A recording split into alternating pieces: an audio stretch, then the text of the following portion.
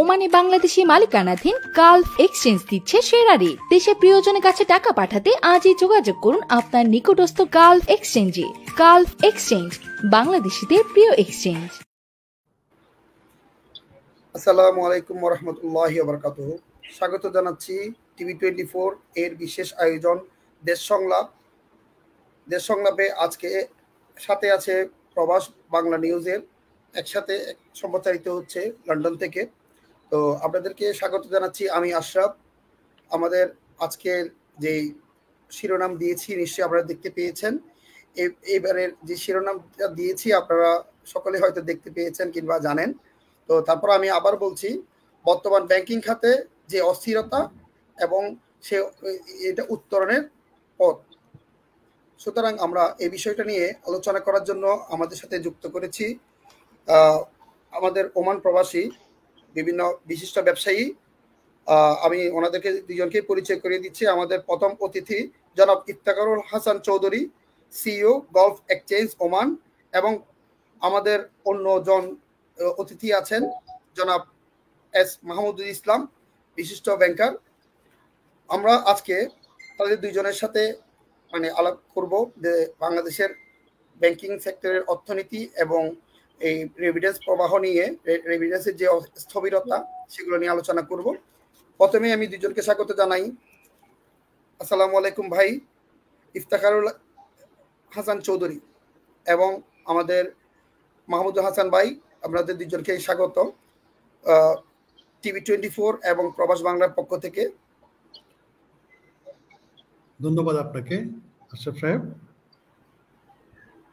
আশরাফ সাহেব অনেক ধন্যবাদ, আর আপনাদের এই টিভি চ্যানেলকেও ধন্যবাদ যে আমাকে আজকে অতিথি হিসাবে ইনভাইট করার জন্য। আসলে ইফতেখার ভাইকে দিয়ে শুরু করতে চাই। ইফতেখার ভাইয়ের যে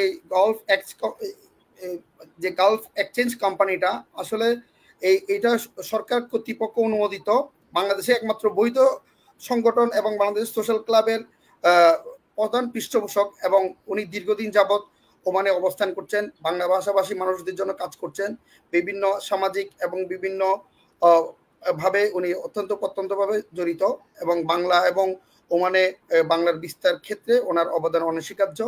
অন্যদিকে আমাদের মাহমুদুল হাসান ভাই ব্যাংকিং সেক্টরে বিভিন্ন সমসাময়িক বিষয় নিয়ে ওনার পদচারণা আছে এবং উনি এটা নিয়ে সবসময় কাজ করছেন। তো এই জন্য দুজনকে আমরা মনে করছি যে তাদের সাথে যদি আলোচনা করা হয় বাংলাদেশের সমসাময়িক বিষয়গুলো নিয়ে, তাহলে সেক্ষেত্রে আমরা মনে হয় একটু উপকৃত হতে পারবো।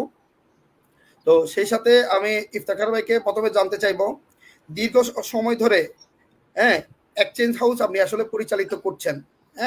মূলত এক্সচেঞ্জ হাউসগুলোর যদি বিদেশে থাকে সেই হিসাবে এগুলো সুবিধাগুলো জনগণ কিংবা বিদেশের মানুষ কিভাবে পেতে পারে, আর কি সুবিধাগুলো কি কি? ধন্যবাদ আশরাফ সাহেব। আসলে এক্সচেঞ্জ হাউস হচ্ছে মানুষের টাকা পাঠানোর একটা স্পেশালাইজড ইনস্টিটিউশন। আমরা জানি যে যারা প্রবাসে থাকে ওরা ওদের প্রয়োজনীয় টাকাগুলো যখন ব্যাক হোমে দেশে পাঠায়, তখন নর্মালি আগে ব্যাংকের মাধ্যমে পাঠাতো। বিভিন্ন ব্যাংক, যেগুলো লোকাল ব্যাংক যেগুলো আছে, ব্যাংকের একটা অফিস আওয়ার থাকে, এবং ওই অফিস আওয়ারের ভিতরেই এক্সপেট্রিয়েটদেরকে এই টাকা পাঠানোর জন্য লম্বা কিউতে অ্যাটেন্ড করতে হতো। প্লাস ব্যাংকের টাইমটাও থাকে লিমিটেড। সেক্ষেত্রে বিভিন্ন দেশের সরকার মনে করলো যে এই এক্সপেট্রিয়েটদের নাম্বার যখন বাড়া শুরু করলো, তখন এই এক্সপেট্রিয়েটদেরকে কমফোর্টেবলি তার হোম কান্ট্রিতে রেমিটেন্স পাঠানোর জন্য একটা স্পেশালাইজ সেকশন হিসেবে এক্সচেঞ্জ হাউসগুলো অনুমোদন দিল। এক্সচেঞ্জ হাউসগুলো কি করে? এক্সচেঞ্জ হাউসগুলো বিভিন্ন ব্যাংকের বিভিন্ন দেশের ব্যাংকগুলোর সাথে অ্যারেঞ্জমেন্ট করে এক্সপেট্রিয়েট যারা থাকেন ওদের রিমিটেন্সগুলো বিভিন্ন দেশে পাঠিয়ে থাকেন, এবং এদের টাইমটা, অফিস টাইমটা থাকে যারা প্রবাসীরা থাকেন ওদের সাথে সামঞ্জস্য করে। যেমন সকাল থেকে রাত 10টা পর্যন্ত এক্সচেঞ্জ হাউসগুলো অফিস খোলা থাকে, যেখানে ব্যাংকগুলো 2টা-3টার সময় বন্ধ হয়ে যায়, যেন প্রবাসীরা তার কাজ শেষ করে যেন এসে তার দেশে টাকা পাঠানোর সময়টুকু পায়। সেজন্য ব্যাংকের মাধ্যমে, এক্সচেঞ্জ হাউসগুলোর মাধ্যমে টাকা পাঠানোর জন্য এক্সচেঞ্জ টাইমগুলোকে ফ্লেক্সিবল করা হয়। মোরওভার আমরা সবাই চাই যে দেশের অর্থনীতি গতিশীল করার জন্য রেমিটেন্স প্রবাহ অত্যন্ত জরুরি, যেন বৈধভাবে মানুষ টাকা পাঠায়। সেই জন্য এক্সচেঞ্জ হাউসগুলো বৈধভাবে টাকা পাঠানোর জন্য মানুষকে উৎসাহিত করে থাকে এবং সহজে যেন মানুষ টাকা পায় সেই জন্য ব্যবস্থা করে থাকে। মূলত এক্সচেঞ্জ হাউসগুলো হচ্ছে বিদেশ থেকে টাকা পাঠানোর জন্য একটা স্পেশালাইজড ইনস্টিটিউশন। এটা প্রত্যেক দেশেরই আপনার সেন্ট্রাল ব্যাংকের অনুমোদন নিয়ে এই কাজগুলো করতে হয়। অত্যন্ত ধন্যবাদ ভাই, আপনার থেকে আমরা সুন্দর উত্তর পেয়েছি এবং এটা আমাদের জানা ছিল না। হয়তো অনেক প্রবাসী ভাইরা, আপনারা যারা বিদেশে অবস্থান করছেন হয়তো আপনারা জানেন, আমরা আসলে ব্যাংকিং সেক্টরে আমরা জানি যে একটা গোপন নাম্বারের মাধ্যমে কিংবা একটা এক্সচেঞ্জ হাউসের মাধ্যমে হয়তো টাকাগুলো পাঠাই। আসলে কিভাবে পাঠাই হয়তো এটার প্রপার ধারণা অনেকেরই নাই। তো যার কারণে এই প্রশ্নগুলো আসলে করাটা আমার জন্য আমি মনে করি খুব যৌক্তিক এবং এই জিনিসগুলো আমাদের জানা থাকা খুব জরুরি। তো আমি এই ক্ষেত্রে আপনার কাছে আরেকবার জানতে চাই যে এক্সচেঞ্জ হাউস থেকে টাকা পাঠানোর জন্য আমাদের কাগজপত্র বলতে কি ধরনের ডকুমেন্টস আপনারা গ্রাহকের কাছ থেকে গ্রহণ করেন, কি কি সাবমিট করতে হয়? ধন্যবাদ।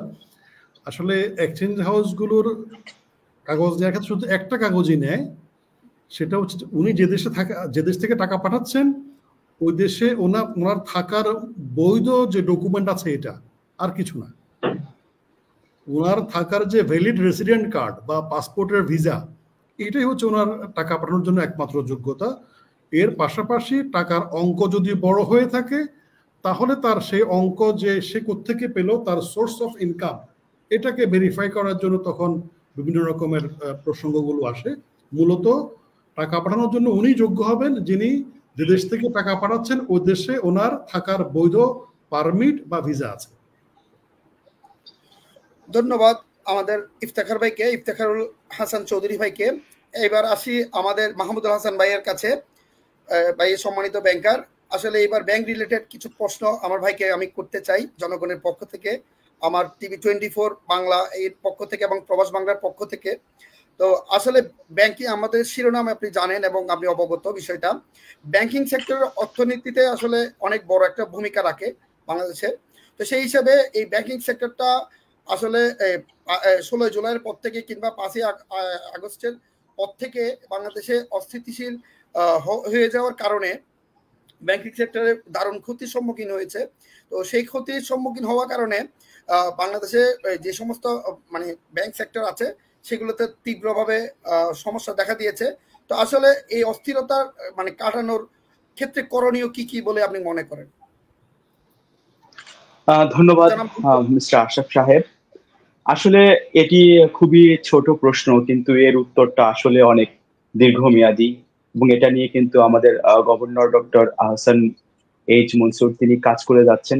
আসলে 5ই আগস্টের যেই বৈষম্য বিরোধী ছাত্র আন্দোলনের মধ্য দিয়ে যে একটি দুর্বার আন্দোলন আমরা দেখতে পেয়েছি, তারপরে কিন্তু সরকার পরিবর্তন হয়েছে, এখন ইন্টেরিয়র গভর্নমেন্ট এসছেন, বাংলাদেশ ব্যাংকের গভর্নরের পরিবর্তন দেখেছি এবং আমরা একটি জিনিস খুবই সুস্পষ্ট ছিল, যেখানে আমরা ব্যাংকিং অর্থনীতিতে বেশ কিছু অনিয়ম পরিলক্ষিত হয়েছে, যেখানে আমরা কিছু ঋণ খেলাপি দেখতে পেয়েছি, ব্যাড লোন দেখতে পেয়েছি, নামে বেনামে বিভিন্ন লোনের একটি মহা উৎসব কিংবা ব্যাংকিং লুটপাটের একটি মহা উৎসব দেখেছি। তো যার একটা নেগেটিভ ইম্প্যাক্ট পড়েছে। আর আপনি যেটা বলছিলেন যে পুরো ব্যাংকিং খাত, আসলে সবগুলো ব্যাংক কিন্তু এখানে ইফেক্টেড হয় নাই, কিন্তু বাংলাদেশের শীর্ষস্থানীয় কয়েকটি ব্যাংক এবং 3rd জেনারেশন এবং 4th জেনারেশনের কয়েকটি ব্যাংক, যেখানে একটি বিশেষ গোষ্ঠী তিনি বিশেষ সুবিধা পেয়ে ব্যাপক লুটপাট চালিয়েছেন আমরা দেখেছি, সেই ব্যাংকগুলোই কিন্তু এখন ভীষণ রকম আক্রান্ত হয়েছে। তার ভিতরে আমরা দেখেছি একটি ব্যাংক বেশ চমকপ্রদভাবে ঘুরে দাঁড়িয়েছে, স্পেশাল ইসলামী ব্যাংকের কথা বলতে হয়, যেখানে নেগেটিভ ক্যাশ ফ্লো ছিল সেখানে কিন্তু এখন পজিটিভ ক্যাশ ফ্লো এসেছে। কিন্তু সর্বোপরি আর যে ব্যাংকগুলো আছে, আমরা 10টা 11টা ব্যাংকের কথা ডক্টর আহসান এইচ মনসুর তার কাছ থেকে শুনতে পেয়েছি, সেখানে কিন্তু এখন ভীষণ রকম লিকুইডিটি ক্রাইসিস রয়েছে। তো এখন আমরা একটা জিনিস বলতে পারি যে লিকুইডিটি ক্রাইসিসটা কেন হয়েছে, একদম সোজা বাংলায় একটি বিষয় বলতে হবে, সেটা হলো আস্থার সংকট। সেই ব্যাংকগুলোতে যেভাবেই হোক প্রেক্ষাপট পরিবর্তন হয়েছে, 2017 পর থেকে আমরা দেখেছি যে একটা মালিকানায় পরিবর্তন এসেছে এবং সেই মালিকানার ভিতরে একাধিক মালিক যারা এখন দেশে নেই কিংবা এর আগের যে সরকার প্রধান ছিল তারাও দেশে নেই। সব মিলিয়ে এবং ডক্টর গভর্নর তিনি যে যখন কথা বলেছেন সেখানে কিছু মিসকমিউনিকেশন আমরা দেখেছি মিডিয়াতে। তো সব মিলিয়ে দেখা গেছে যে ট্যাগলাইন স্ল্যাগলাইন যেগুলো আছে সেখানে একটু মিসকমিউনিকেশনের ফলে একটা তীব্রভাবে জনমনে আস্থার সংকট দেখা দিয়েছে। তো যে কারণে যেটা হয়েছে যে সেই ব্যাংকগুলোতে যেটা হচ্ছে যে ক্যাশ ডিপোজিট হচ্ছে না, কিন্তু প্রচুর পরিমাণে উইথড্রয়াল হচ্ছে। তার মানে প্রচুর পরিমাণে টাকার চাহিদা সেখানে আমরা দেখতে পাচ্ছি। সকলেই টাকা কিন্তু উঠাতে চাচ্ছে, কিন্তু কেউ জমা দিতে চাচ্ছে না। তো যার ফলে যেটা হয়েছে ভীষণ রকম লিকুইডিটি ক্রাইসিস আমরা তৈরি হয়েছে।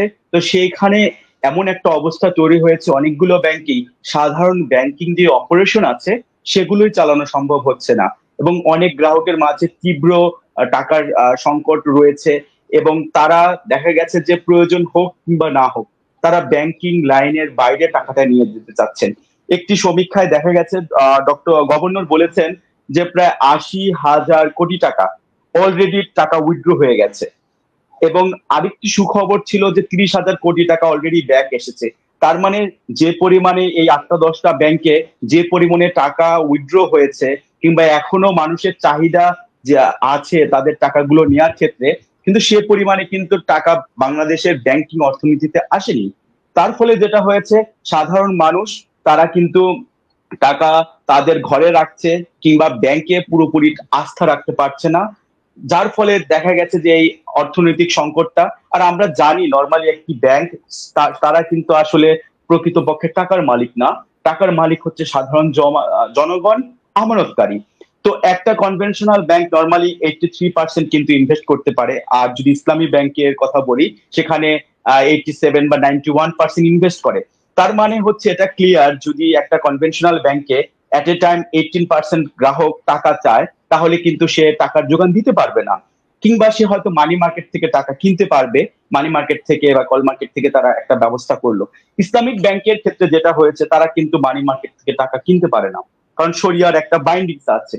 তাহলে তারা কি করবে, তারা সুকুক বন্ডের মাধ্যমে হয়তো তাদের এই লিকুইডিটিটা সমাধান করতে পারে। কিন্তু এখন দেখা গেছে যে দেশের 9টা ইসলামী ব্যাংকের ভিতরে 5টা ব্যাংকে ভীষণ রকম লিকুইডিটি ক্রাইসিস দেখা দিচ্ছে, এবং আরেকটা ব্যাংকে যদিও পজিটিভ ক্যাশ ফ্লো আমরা দেখতে পাচ্ছি কিন্তু পুরোভাবে আগে যেভাবে অর্থনৈতিক লেনদেনগুলো হচ্ছিল সেভাবে কিন্তু পুরো দমে হয়নি। যার ফলে দেখা গেছে মানুষের আস্থার এখনো অভাব রয়েছে। ব্যাংকের বাইরে, ব্যাংকিং যে সেক্টরের বাইরে প্রায় যদি আমরা দেখি 50,000 কোটি টাকার উপরে চলে গেছে। প্রতিটা মানুষ টাকা চাইছে কিন্তু কেউ জমা দিচ্ছে না। ব্যাংকের একটা প্রবাহ হচ্ছে টাকা জমা দিবে, নিবে, স্বাভাবিক কার্যক্রম চলবে, যে কারণে একটা দেশে ভয়াবহ অস্থির অবস্থা তৈরি হয়েছে। আজকে আমি আরেকটি আশরাফ সাহেব আপনাকে ইনক্লুড করতে চাই। অলরেডি দেশের 6টা ব্যাংকের এমডির যে নিয়োগ ছিল সেটা কিন্তু বাতিল করা হয়েছে। সেখানে সোনালী, অগ্রণী, রূপালী জনতা, বাংলাদেশ ডেভেলপমেন্ট ব্যাংক এবং বেসিক ব্যাংক। তার মানে হচ্ছে যে আমরা দেখেছি অলরেডি 11টা ব্যাংকের পরিচালনা পর্ষদ ভেঙে দেওয়া হলো, এবং আরো আজকে রিসেন্টলি মানে আজকে কিছু সময় আগে আরো 6টা ব্যাংকের এমডির নিয়োগ প্রক্রিয়া বাতিল হয়েছে। তার মানে একটি ভয়াবহ সংকটের মধ্য দিয়ে উত্তরণের জন্য গভর্নর হয়তো কিছু করে যাচ্ছেন, যেটা আমরা দেখেছি। তার পাশাপাশি আজকে আরো 6টা ব্যাংকের এমডির পদত্যাগ, তার মানে হচ্ছে সরকারি ব্যাংক খাতেও বেশ কিছু ধরনের ঋণ বা ঋণ খেলাপির বিষয়গুলো উঠে আসবে। আমার মনে হচ্ছে ব্যাংকিং যে উত্তরণের পথ আমরা দেখছিলাম সেটি আরো কঠিন অবস্থার মধ্য দিয়ে যাবে। ধন্যবাদ আমাদের মাহমুদুল হাসান ভাইকে। আপনি যথার্থই এটার উত্তর দিয়েছেন এবং দীর্ঘক্ষণ সময় নিয়েছেন, এবং আমরা আসলে প্রকৃতপক্ষে বুঝতে পেরেছি আসলে ব্যাংকিং খাতটা যতটুকুই মানে ছোট্ট খাত মনে করা হয়, হয়তো কয়েকটা ওয়ার্ডের মধ্যে সীমাবদ্ধ থাকলেও আসলে এটার ব্যাপ্তি অনেক। তো সেই হিসেবে বলতে গেলে আসলে অনেক আলোচনা সমালোচনার বিষয় থাকে। তো আমরা যেহেতু আসলে ছোট্ট পরিসরে আলোচনা করছি, আমরা নিজেরা বলার চেষ্টা করছি কিংবা দেশবাসীকে জানানোর চেষ্টা করছি। তো এখন আমি আসবো আমাদের ইফতেখার ভাইয়ের কাছে, ইফতেখারুল হাসান চৌধুরী ভাইয়ের কাছে। ওনার কাছে আমি জানতে চাইবো আসলে এক্সচেঞ্জ হাউসগুলোর মাধ্যমে বাংলাদেশে যে মোবাইল ব্যাংকিং গুলোর মাধ্যমে লেনদেনগুলো করা হয়, যেমন বিকাশ আছে, রকেট আছে, এই সমস্ত লেনদেন করার ক্ষেত্রে হ্যাঁ ওই বিদেশ থেকে লেনদেনগুলো করা যায় কিনা, কিংবা ওই করা গেলেও সে আপনারা কোন ধরনের ডকুমেন্টস গ্রাহকের কাছ থেকে প্রোভাইড করছেন, নিচ্ছেন আর কি। ধন্যবাদ। আসলে এক্সচেঞ্জ হাউসগুলো গ্রাহকের কাছ থেকে ডকুমেন্ট একটাই নিয়ে, সেটা হচ্ছে উনি ওই দেশের বৈধভাবে আছেন কিনা। আর বর্তমানে বিশ্বের সকল দেশ থেকেই এক্সচেঞ্জ হাউসগুলোর মাধ্যমে আপনার যে মোবাইল যে আমাদের যে এগুলো আছে, প্রতিষ্ঠান যেগুলো আছে, বিকাশ বলি, রকেট বলি বা নগদ বলি বা অন্য যেগুলো আছে, সবগুলোতে টাকা পাঠানো যায়, সবগুলোতে টাকা পাঠানো যায়।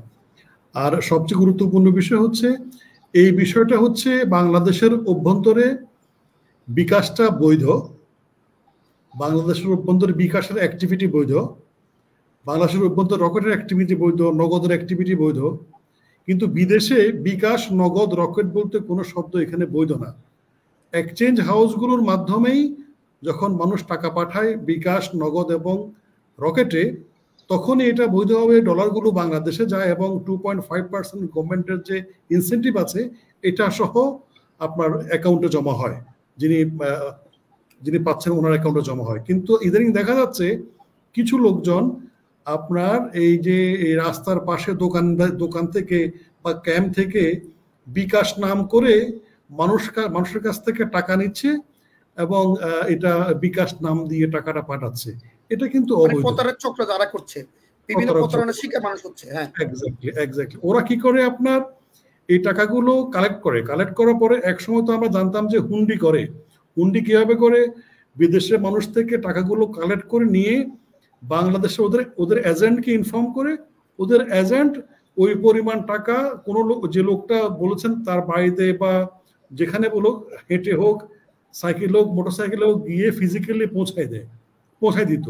এখন এই যে আমাদের এগুলো ডেভেলপ করার কারণে, মোবাইল ব্যাংকিং এর ইউনিটগুলো ডেভেলপ করার কারণে এই লোকেরা আর আপনার পায়ে হেঁটে গিয়ে আপনার যে ফিজিক্যালি গিয়ে টাকাটা না পৌঁছায়, যারা বিদেশ থেকে টাকা কালেক্ট করে ওদের ইনফরমেশনের প্রেক্ষিতে ওদের মোবাইলেই টাকাটা পাঠিয়ে দেয় বাংলাদেশ থেকে।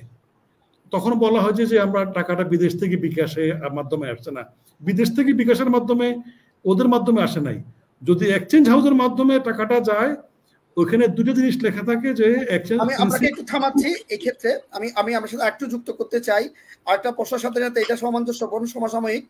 তো এখন যে বর্তমানে বিকাশের মাধ্যমে কিংবা নগদের মাধ্যমে, আমি নামগুলো উল্লেখ করছি না, তাদেরকে আমরা ফরওয়ার্ড করছি না, তো যে সমস্ত এক্সচেঞ্জ হাউসগুলোর পাশাপাশি যে সমস্ত মোবাইল অপারেটরের মাধ্যমে বাংলাদেশে রেমিটেন্স আসছে কিংবা অবৈধ পথে রেমিটেন্সগুলো আসছে, এক্ষেত্রে আপনি কি মনে করেন কিনা এই যে রেমিটেন্সের পরিমাণ যেটা আপনি কিছুক্ষণ আগে বলেছেন, কিংবা ব্যাংকিং সেক্টরে মানে 2.5% দিচ্ছে, হ্যাঁ আমি আবার বলছি 2.5% যেটা দিচ্ছে, সেটার সাথে যদি বাংলাদেশ সরকার কিংবা বাংলাদেশের বাংলাদেশ ব্যাংক এবং বিভিন্ন ব্যাংক যদি এগুলোকে ইনকারেজ করে এবং বিভিন্ন ব্যাংকের যদি এটার পরিমাণ 4% কিংবা 5% দেয়, সেক্ষেত্রে এই যে মানে যে অবৈধ পথে যে টাকা পাঠানোর যে বিষয়টা, হ্যাঁ হুন্ডি যে টাকা পাঠানোর যে বিষয়টা, সেটা বাড়বে কিনা আপনার মাধ্যমে সেটা একটু জানতে চাচ্ছিলাম, যেহেতু আপনি বিদেশে অবস্থান করছেন, ওখানকার অবস্থান আপনি ভালো জানবেন। Thank you. আসলে আপনি যেটা বলছেন খুব গুরুত্বপূর্ণ কথা, সেটি প্রশ্নটা অত্যন্ত গুরুত্বপূর্ণ। আমাদের প্রথম বাড়িগত রুট কজ, এই যে হুন্ডি হওয়ার রুট কজটা কি, মূল কারণটা কি? মূল কারণটা হচ্ছে বিদেশে মানুষ টাকা কেন, বিদেশ থেকে মানুষ টাকা এই যে অবৈধভাবে লেনদেনটা কেন হবে? লেনদেনটা হওয়ার মূল কারণ হচ্ছে দেশে থেকে টাকা পাচারের ব্যবস্থার একটা সহজতম উপায় হচ্ছে বিদেশে যারা আছে ওদের টাকাগুলো এই পাড়ে থেকে গেল, দেশের ভিতরে ওই লোকগুলো টাকাগুলো ওদের বিকাশ বা আপনার যে হুন্ডিওয়ালাদের এজেন্টদেরকে টাকাগুলো দিয়ে দিল। যতক্ষণ পর্যন্ত আমরা দেশের বাইরে এই চাহিদাটা না কমাতে পারবো, আমরা জানি যে আপনার ইনভয়েসিং এর এলসির ক্ষেত্রে আন্ডার ইনভয়েসিং, ওভার ইনভয়েসিং এর মাধ্যমে আপনার এই যে হুন্ডিগুলা হয়ে থাকে, বা এখন দেখছি আমরা যে ব্যাংক থেকে লোন নিয়েও অনেকে আপনার এলসির নাম দিয়ে হোক, যেভাবে হোক এক্সপোর্ট প্রসিড না এনে এভাবে হোক আপনার যে টাকা পাচারের ব্যবস্থা করছে, ভিন্ন ভিন্ন ডাইরেক্ট টাকা পাচারের ব্যবস্থা করতেছে। এগুলো যতক্ষণ পর্যন্ত বিদেশে টাকার প্রয়োজন বন্ধ না হবে, অতক্ষণ পর্যন্ত খুব কঠিন হবে এটা বন্ধ করা। এখন এই পরিস্থিতিতে বাংলাদেশে অর্থনৈতিকভাবে আমরা আসলে অনেক বেশি ক্ষতিগ্রস্ত হচ্ছি। যদি বৈধ চ্যানেলে, বৈধ পথে যদি ব্যাংকের মাধ্যমে ওই রেমিটেন্স গুলো আসতো, তাহলে বাংলাদেশের অর্থনীতি আরো অনেক বেশি চাঙ্গা হতো, আমি মনে করি। আমি আপনার সাথে একমত। আমি প্রসঙ্গে আসছি। তাহলে আমাদের কি করতে হবে? আমাদের করতে হবে প্রথমে যিনি আসবেন বিদেশে তাকে প্রথমে এডুকেট করতে হবে যে কি আপনি যখন দেশে যাচ্ছেন, আপনি বিদেশে যাচ্ছেন তখন আপনার অ্যাকাউন্ট আছে কিনা। যদি একটা লোকের একটা অ্যাকাউন্ট থাকে তাহলে সে খুব আপনার মনে করবে টাকা পাঠানোর জন্য। অনেকে অ্যাকাউন্ট করা, অনেক যারা আমাদের বাংলাদেশে যারা বাইরে আসেন, most of them are not having any bank account. হ্যাঁ, প্রবাসীরা অনেকের ব্যাংক অ্যাকাউন্ট থাকে না। ব্যাংক অ্যাকাউন্ট না থাকার কারণে ওরা ব্যাংকে টাকা পাঠানোর উৎসাহ বোধ করে না। সরকার যদি এটা বাধ্য করে যে যারা বিদেশে আসবেন প্রত্যেকের একটা ব্যাংক অ্যাকাউন্ট থাকবে, ওই ব্যাংক অ্যাকাউন্টের মাধ্যমে মনিটর হবে যে উনি কত টাকা এ পর্যন্ত বিদেশকালীন সময়ে উনি বাংলাদেশে পাঠিয়েছেন বৈধভাবে। ওই বৈধভাবে পরিমাণের উপর ডিপেন্ড করে ওনাকে যদি ইনসেন্টিভ দেওয়া হয় তাহলে মানুষ করবে, এনকারেজ ফিল করবে বৈধভাবে টাকা পাঠানোর জন্য। এখন যে আপনি ইনসেন্টিভ যেটা দেওয়া হচ্ছে, ইনসেন্টিভটা ক্যাশ দেওয়া হচ্ছে, আপনার প্রত্যেক রেভিনিউসের সাথে সাথে পেয়ে যাচ্ছে।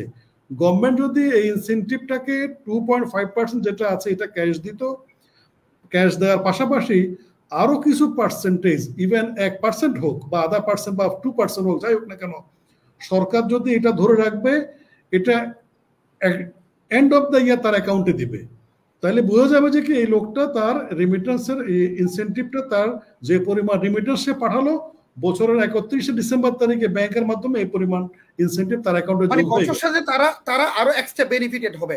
মানে প্রত্যেকের অ্যাকাউন্টের এগেইনস্টে তারা একটা সার্ভিস চার্জ, আমরা যারা গ্রাহকরা দিয়ে থাকে, আপনারা দিয়ে থাকি, তো বছর সার্ভিস চার্জের সাথে তারা আরো এক্সট্রা কিছু পেলে হয়তো বা গ্রাহকরা আরো বেশি উদ্বুদ্ধ হবে, তাই তো? সার্ভিস চার্জ তো পে করতে হয় আর ইনসেন্টিভ পাবে।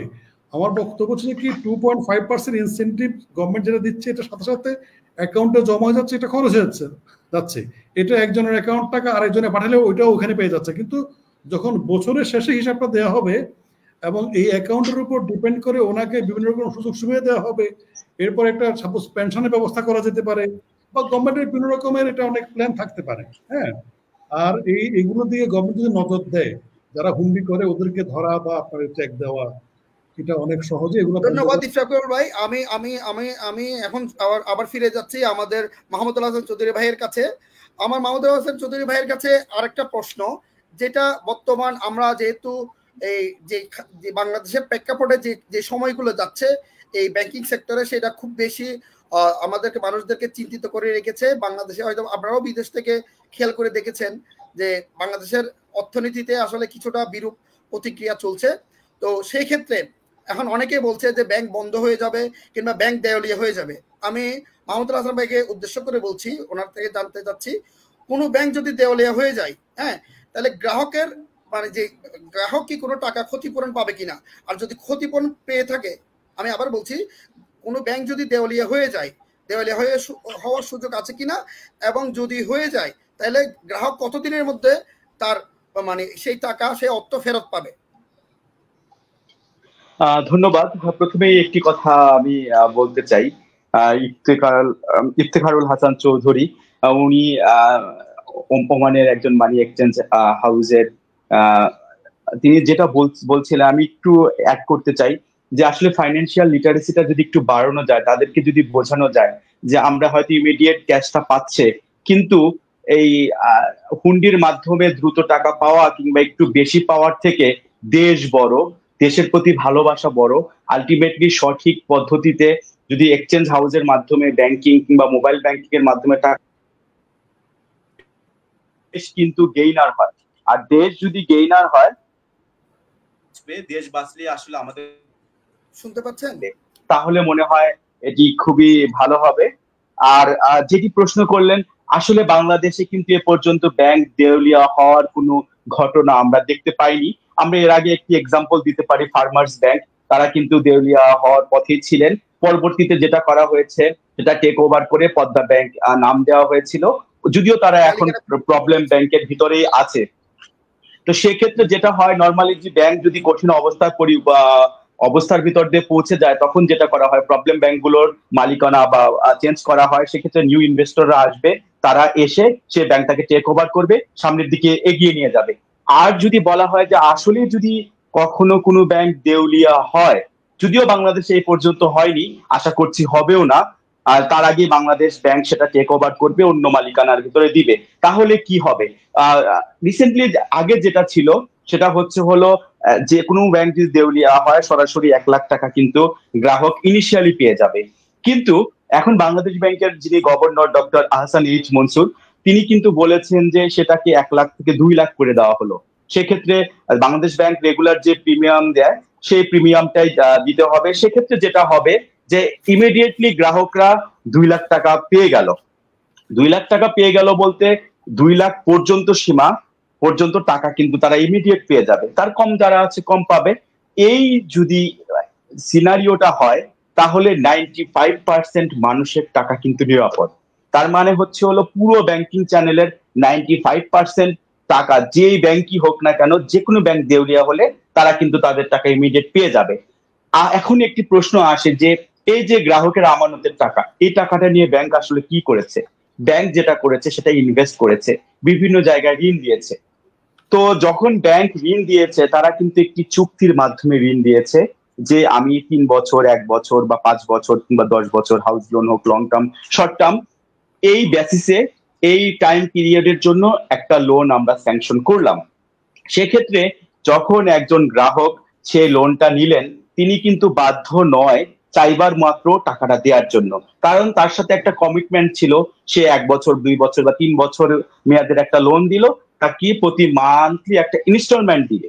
কিন্তু দেখা গেছে যে এখন আমরা গ্রাহকরা কিন্তু চাইলেই তার আমানতকারী টাকা অন ডিমান্ড চাইতে পারে, কিন্তু একজন ঋণ গ্রহীতা সে কিন্তু চাইলেই কিন্তু টাকাটা দিতে পারবে না। সেক্ষেত্রে যেটা হবে সেটা হলো যে এই যে গ্রাহক যারা ইনস্টলমেন্ট দিচ্ছিল তাদের একটা বিষয় আছে, তারা রেগুলার ইনস্টলমেন্ট দিয়ে যাবে। সেক্ষেত্রে বাংলাদেশ ব্যাংকের মনিটরিং এর মধ্য দিয়ে সেই টাকাগুলো পর্যায়ক্রমে আসবে। 2 লাখ টাকার উপরে যাদের টাকা ছিল একটা আনুপাতিক হারে তাদের টাকা কিন্তু আস্তে আস্তে আশা করা যায় যে প্রায় অধিকাংশ টাকাই ফেরত পাবে। আরেকটি বিষয় হলো কিছু বেনামে লোন হয়েছে বা ওভার ভ্যালু দেখিয়ে যে লোন হয়েছে, কিংবা আন্ডার ভয়েসিং, ওভার ভয়েসিং এর মাধ্যমে যে টাকা পাচার হয়েছে, তাহলে কি হবে? আমরা কিন্তু আজকে দেখেছি যে একটি বড় প্রতিষ্ঠানের প্রধানকে উদ্দেশ্য করে কিন্তু অলরেডি চিঠি প্রেরণ হয়েছে। আমরা যদি নাইজেরিয়ার কথা দেখি, সেখানে কিন্তু বিদেশ থেকে কিছু মাহমুদুল হাসান ভাই, আমি আপনার সাথে আরেকটু যুক্ত করতে চাই। এই যে দেশের শীর্ষস্থানীয় দুজন ব্যক্তির কথা শোনা যাচ্ছে, হ্যাঁ, আমি যদি নাম উল্লেখ না করি তারপরেও যদি বলতে চাই, দেশের শীর্ষস্থানীয় দুইটা প্রতিষ্ঠান এসএলএম গ্রুপের যিনি কর্ণধার আছেন সাইফুল ইসলাম এবং আমাদের সাবেক ভূমিমন্ত্রীর কথা শোনা যাচ্ছে। তো সেই হিসেবে তাদের বর্তমান প্রেক্ষাপটে, হ্যাঁ, কিছু ইসলামী ব্যাংকের উপর মানে যে প্রভাবটা পড়ছে, হ্যাঁ, তো সেই প্রভাবটা যদি শুধুমাত্র ইসলামী ব্যাংকগুলোর উপর মানে পড়ছে বলে দাবি করছে কিছু কিছু গ্রাহক, তো সেই ক্ষেত্রে অনেকের গ্রাহক চেক ভাঙানোর ক্ষেত্রে 3 ব্যাংক 5 ব্যাংকের ব্রাঞ্চ ঘুরে 5,000 10,000 টাকা পর্যন্ত তুলতে পারছে না। এইটা সম্পর্কে আপনার জানা আছে কিনা, কিংবা আপনার ডেফিনেটলি। আচ্ছা, আমরা কিন্তু ইতিমধ্যে জানি 11টা ব্যাংকের পরিষদ কিন্তু ভেঙে দেওয়া হয়েছে। তো বাংলাদেশে টোটাল ইসলামী ব্যাংকের সংখ্যা 9টি, সেখানে 5টি 6টি ব্যাংকের পরিষদ ভেঙে দেওয়া হলো।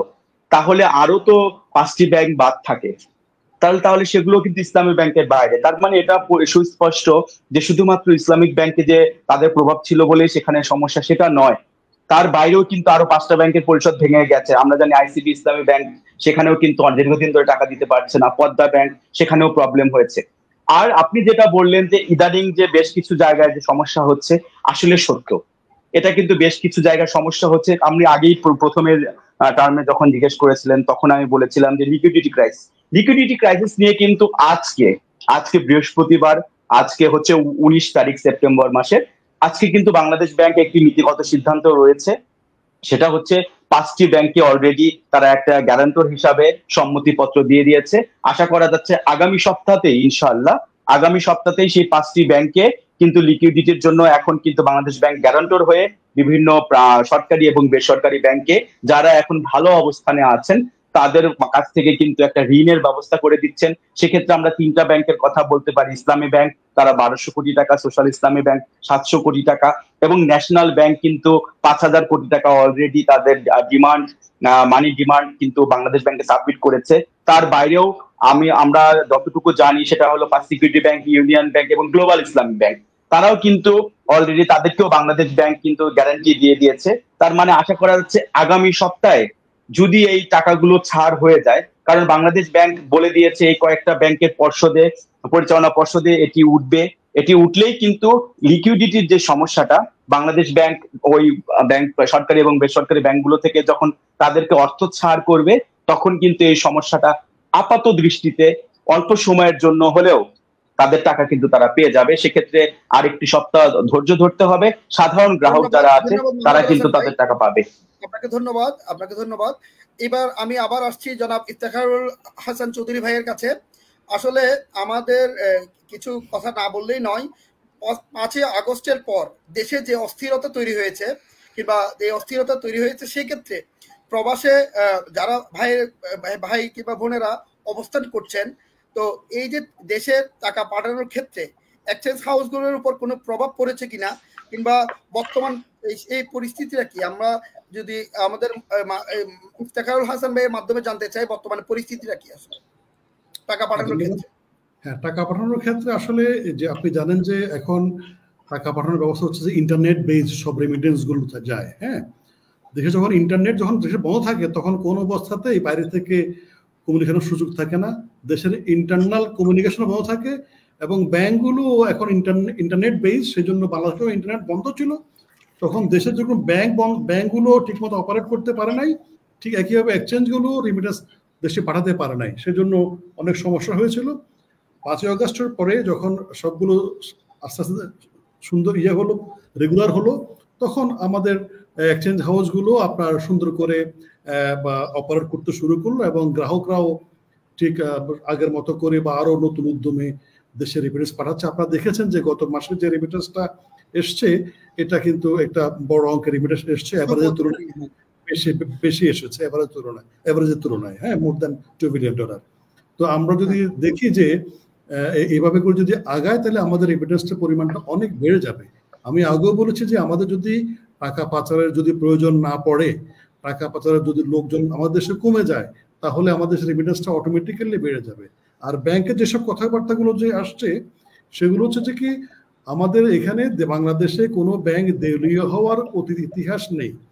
ব্যাংক আসলে কোনোভাবেই দেউলিয়া হওয়ার কোনো সুযোগ কখনোই নাই, যদি না এটা রিউমারের উপরে যদি ব্যাংকের টাকা উত্তোলনের হিড়িক না পড়ে।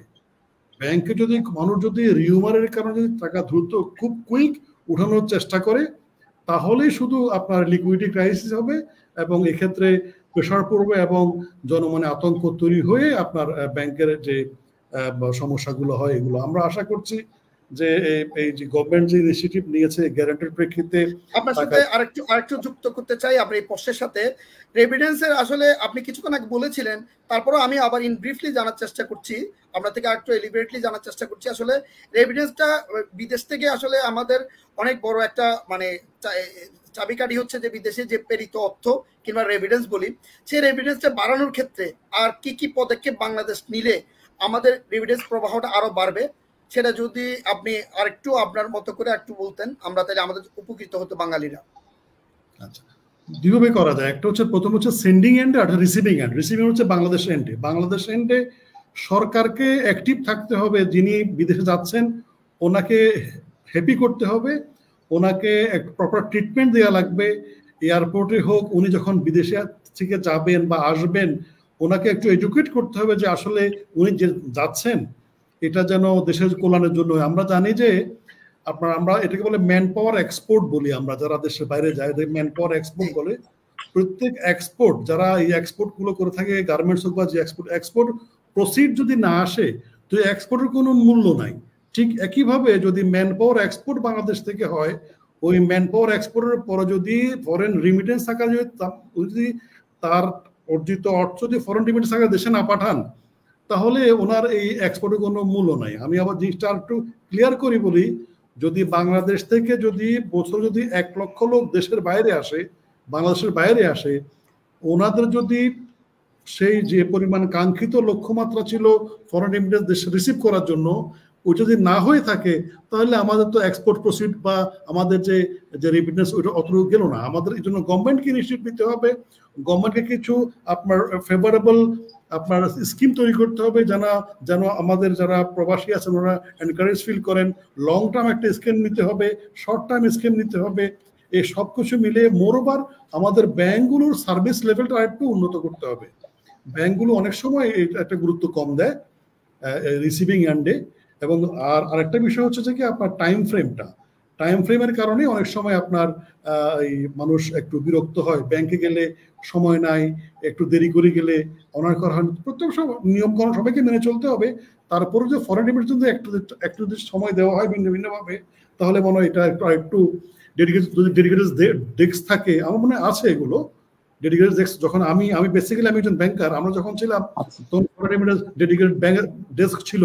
এখন হয়তো বা মাহমুদ সাহেব জানেন আছে, হ্যাঁ, এটা আরো বেশি করে থাকার কথা। আর বিদেশ থেকে যেটা হচ্ছে মানুষ আপনার এই যে এখান থেকে ওখানে দূরে গিয়ে টাকা পাঠাবে, সেজন্য এক্সচেঞ্জ হাউসে না গিয়ে পাশে যে হুন্ডিওয়ালা আছে ওকে দিয়ে টাকাটা দিয়ে দেয় যে আমার অন্ততপক্ষে অতটুকু যাওয়া গেল না। এটা আসলে ভুল ধারণা। আমি মনে করি যারা বিদেশে থাকেন ওনাদের অর্জিত প্রত্যেকটা অর্থই বৈধ। আমরা যদি বলি বৈধ মানে হচ্ছে হালাল, অবৈধ হচ্ছে হারাম। এই যে বৈধ অর্থ যদি আমরা অবৈধভাবে দেশে পাঠাই, মানে হালাল অর্জিত অর্থ যদি হারাম পাঠাই, আমাদের তো কাজটা হইল না। আমাদের তো আপনার এটা তো আমাদের যে দেশের জন্য খারাপ হলো, নিজেরও একটা হারামতে ইনভলভ হয়ে গেলাম।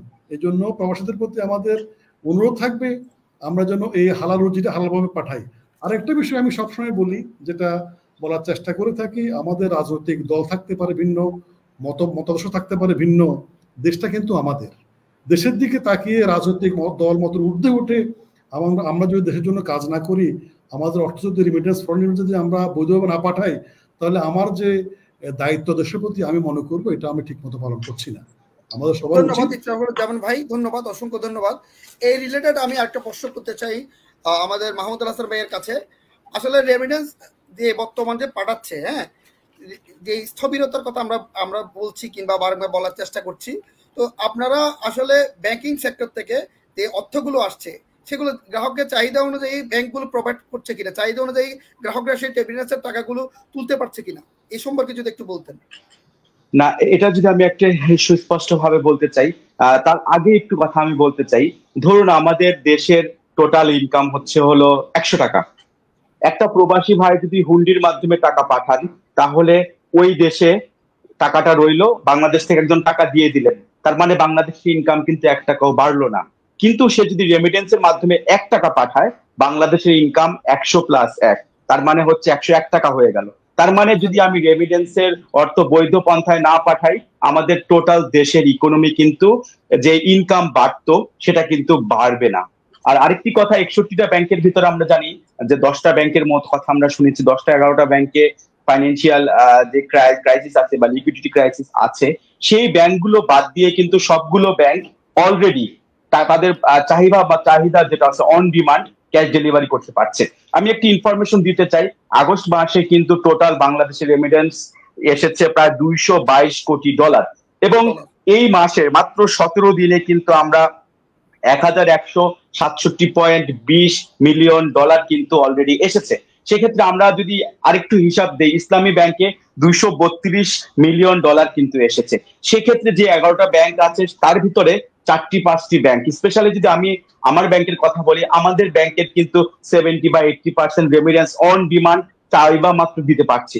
কিন্তু যে কয়েকটা প্রবলেম ব্যাংক বর্তমানে আছে, তারা কিন্তু রেমিটেন্স কষ্টার্জিত টাকা সবগুলো চাওয়া মাত্র কিন্তু দিতে পারছে না। কারণ আমরা জানি যেটি ইফতেখারুল হাসান চৌধুরী, তিনি সম্মানিত মানে এক্সচেঞ্জ হাউসের অনার, তিনি যেটা বললেন, অলরেডি কিন্তু 5-6টা ব্যাংকের নামে রিউমার অলরেডি তৈরি হয়ে গেছে, মানুষের আস্থার অভাব আছে।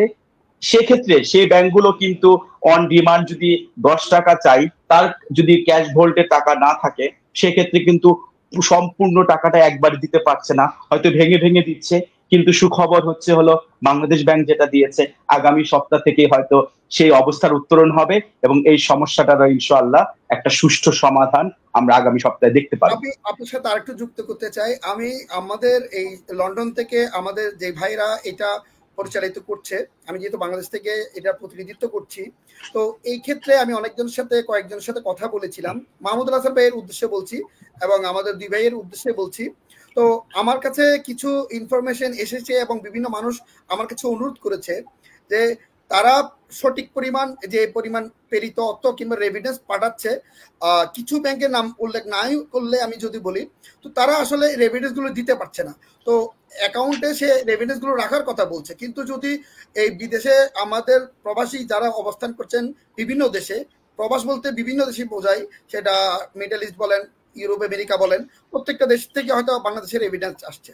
তো এখন বিশেষ কথা হচ্ছে বিদেশের থেকে যে টাকাগুলো রেভিডেন্স গুলো বাংলাদেশে আসে, তো সেগুলো আসলে প্রয়োজনে পাঠায়, হ্যাঁ, এবং ওই দেশের প্রয়োজনে এবং তারা নিজেদের পরিবারের চাহিদা অনুযায়ী এবং দেশের একটা অর্থনৈতিক অবদান রাখছে। যারা আমাদের রেভিডেন্স যোদ্ধা হিসেবে বাংলাদেশ তাদেরকে স্বীকৃতি দিয়েছে এবং বর্তমান যে পরিস্থিতি প্রেক্ষাপট তৈরি হয়েছিল 5ই আগস্টের আগে, তারা বারবার বলেছিল যদি এই প্রেক্ষাপট চেঞ্জ না হয়, যদি বাংলাদেশ স্বাধীন পুরোপুরিভাবে না হয়, যদি বাংলাদেশের যে অস্থিরতা তৈরি হয়েছিল সেটা থেকে উত্তরণ যদি না হতো, তাহলে কখনোই এই প্রবাসীরা বাংলাদেশের দিকে মুখ ফিরে তাকাতো না। এবং প্রবাসী বাঙালিরা তাদের কথা রেখেছে। এই যে আপনার কথা মতো, মাহমুদুল হাসান ভাইয়ের ইনফরমেশন মতো, গত মাসে এবং এই মাসে এই যে কয়টা দিন অতিবাহিত হয়েছে, এই 19 দিন যদি আমি ধরি, তো এই 19 দিনের যে মানে অ্যামাউন্টটা আপনি বলেছেন, এটা অবশ্যই তারা প্রশংসার দাবিদার। তো এখন এই রেভিডেন্সটা যদি সঠিকভাবে তাদেরকে ধরে রাখতে হয়, তো তাহলে অবশ্যই আমাদের ইফতেখারুল ভাইয়ের সাথে আমি একমত যে তাদেরকে অবশ্যই সম্মানের সহিত জায়গা দিতে হবে এবং তাদের চাহিদা অনুযায়ী, গ্রাহকের চাহিদা অনুযায়ী রেভিনিউগুলো দিতে হবে এবং তাদের সাথে হচ্ছে গিয়ে বিভিন্ন উৎসাহমূলক ভাতা এবং উৎসাহমূলক ভাবে তাদের বিভিন্ন গিফটের ব্যবস্থা করতে হবে। তো আমি এখানে একটু অ্যাড করতে চাই, সেটা হলো ইফতেখারুল হাসান চৌধুরী। তিনি যেটা বললেন সেটা হচ্ছে যে তিনি একজন ব্যাংকার ছিলেন। আসলে প্রত্যেকটা ব্যাংকের প্রত্যেকটা ব্রাঞ্চেই কিন্তু মানে যে শাখাগুলো আছে কিংবা উপশাখা আছে কিংবা এজেন্ট ব্যাংকে আলাদা কিন্তু একটা রেমিটেন্স ডেস্ক আছে এবং প্রত্যেকটা ব্যাংকেই কিন্তু আমরা দেখেছি বিভিন্ন সময় কয়েকটা ব্যাংকে অলরেডি কিন্তু আমরা দেখেছি যেখানে 25% যেটা ইনসেন্টিভ ছিল তার সাথে এডিশনালি 2.5%, তার মানে 5% ইনসেন্টিভ কিন্তু দিচ্ছে। কিংবা নতুন কোনো রুরাল এরিয়ায় যখন নতুন একটি শাখা উদ্বোধন হচ্ছে সেখানে দিচ্ছে, কিংবা রেমিটেন্স যারা আছে আমরা একটা মগ কিংবা একটা আমব্রেলা বা এরকম বিভিন্ন ছোটখাটো গিফট কিন্তু দেওয়া হচ্ছে তাদেরকে উৎসাহিত করার জন্য। এবং বাংলাদেশ ব্যাংকের যে প্রচারণা, রাইট, আরেকটি কথা আমি বলতে চাই, বাংলাদেশ ব্যাংকের একটি প্রকল্প রয়েছে যেটা আসলে ইন্টারন্যাশনালি, সেই ফাইন্যান্সিয়াল লিটারেসি, সেটার আওতায় কিন্তু বাংলাদেশের রুরাল এরিয়ার প্রতিটি ব্যাংকের নির্দিষ্ট কিছু শাখা আছে যারা হলো নর্মালি ব্যাংকিং আওতার বাইরে আছে।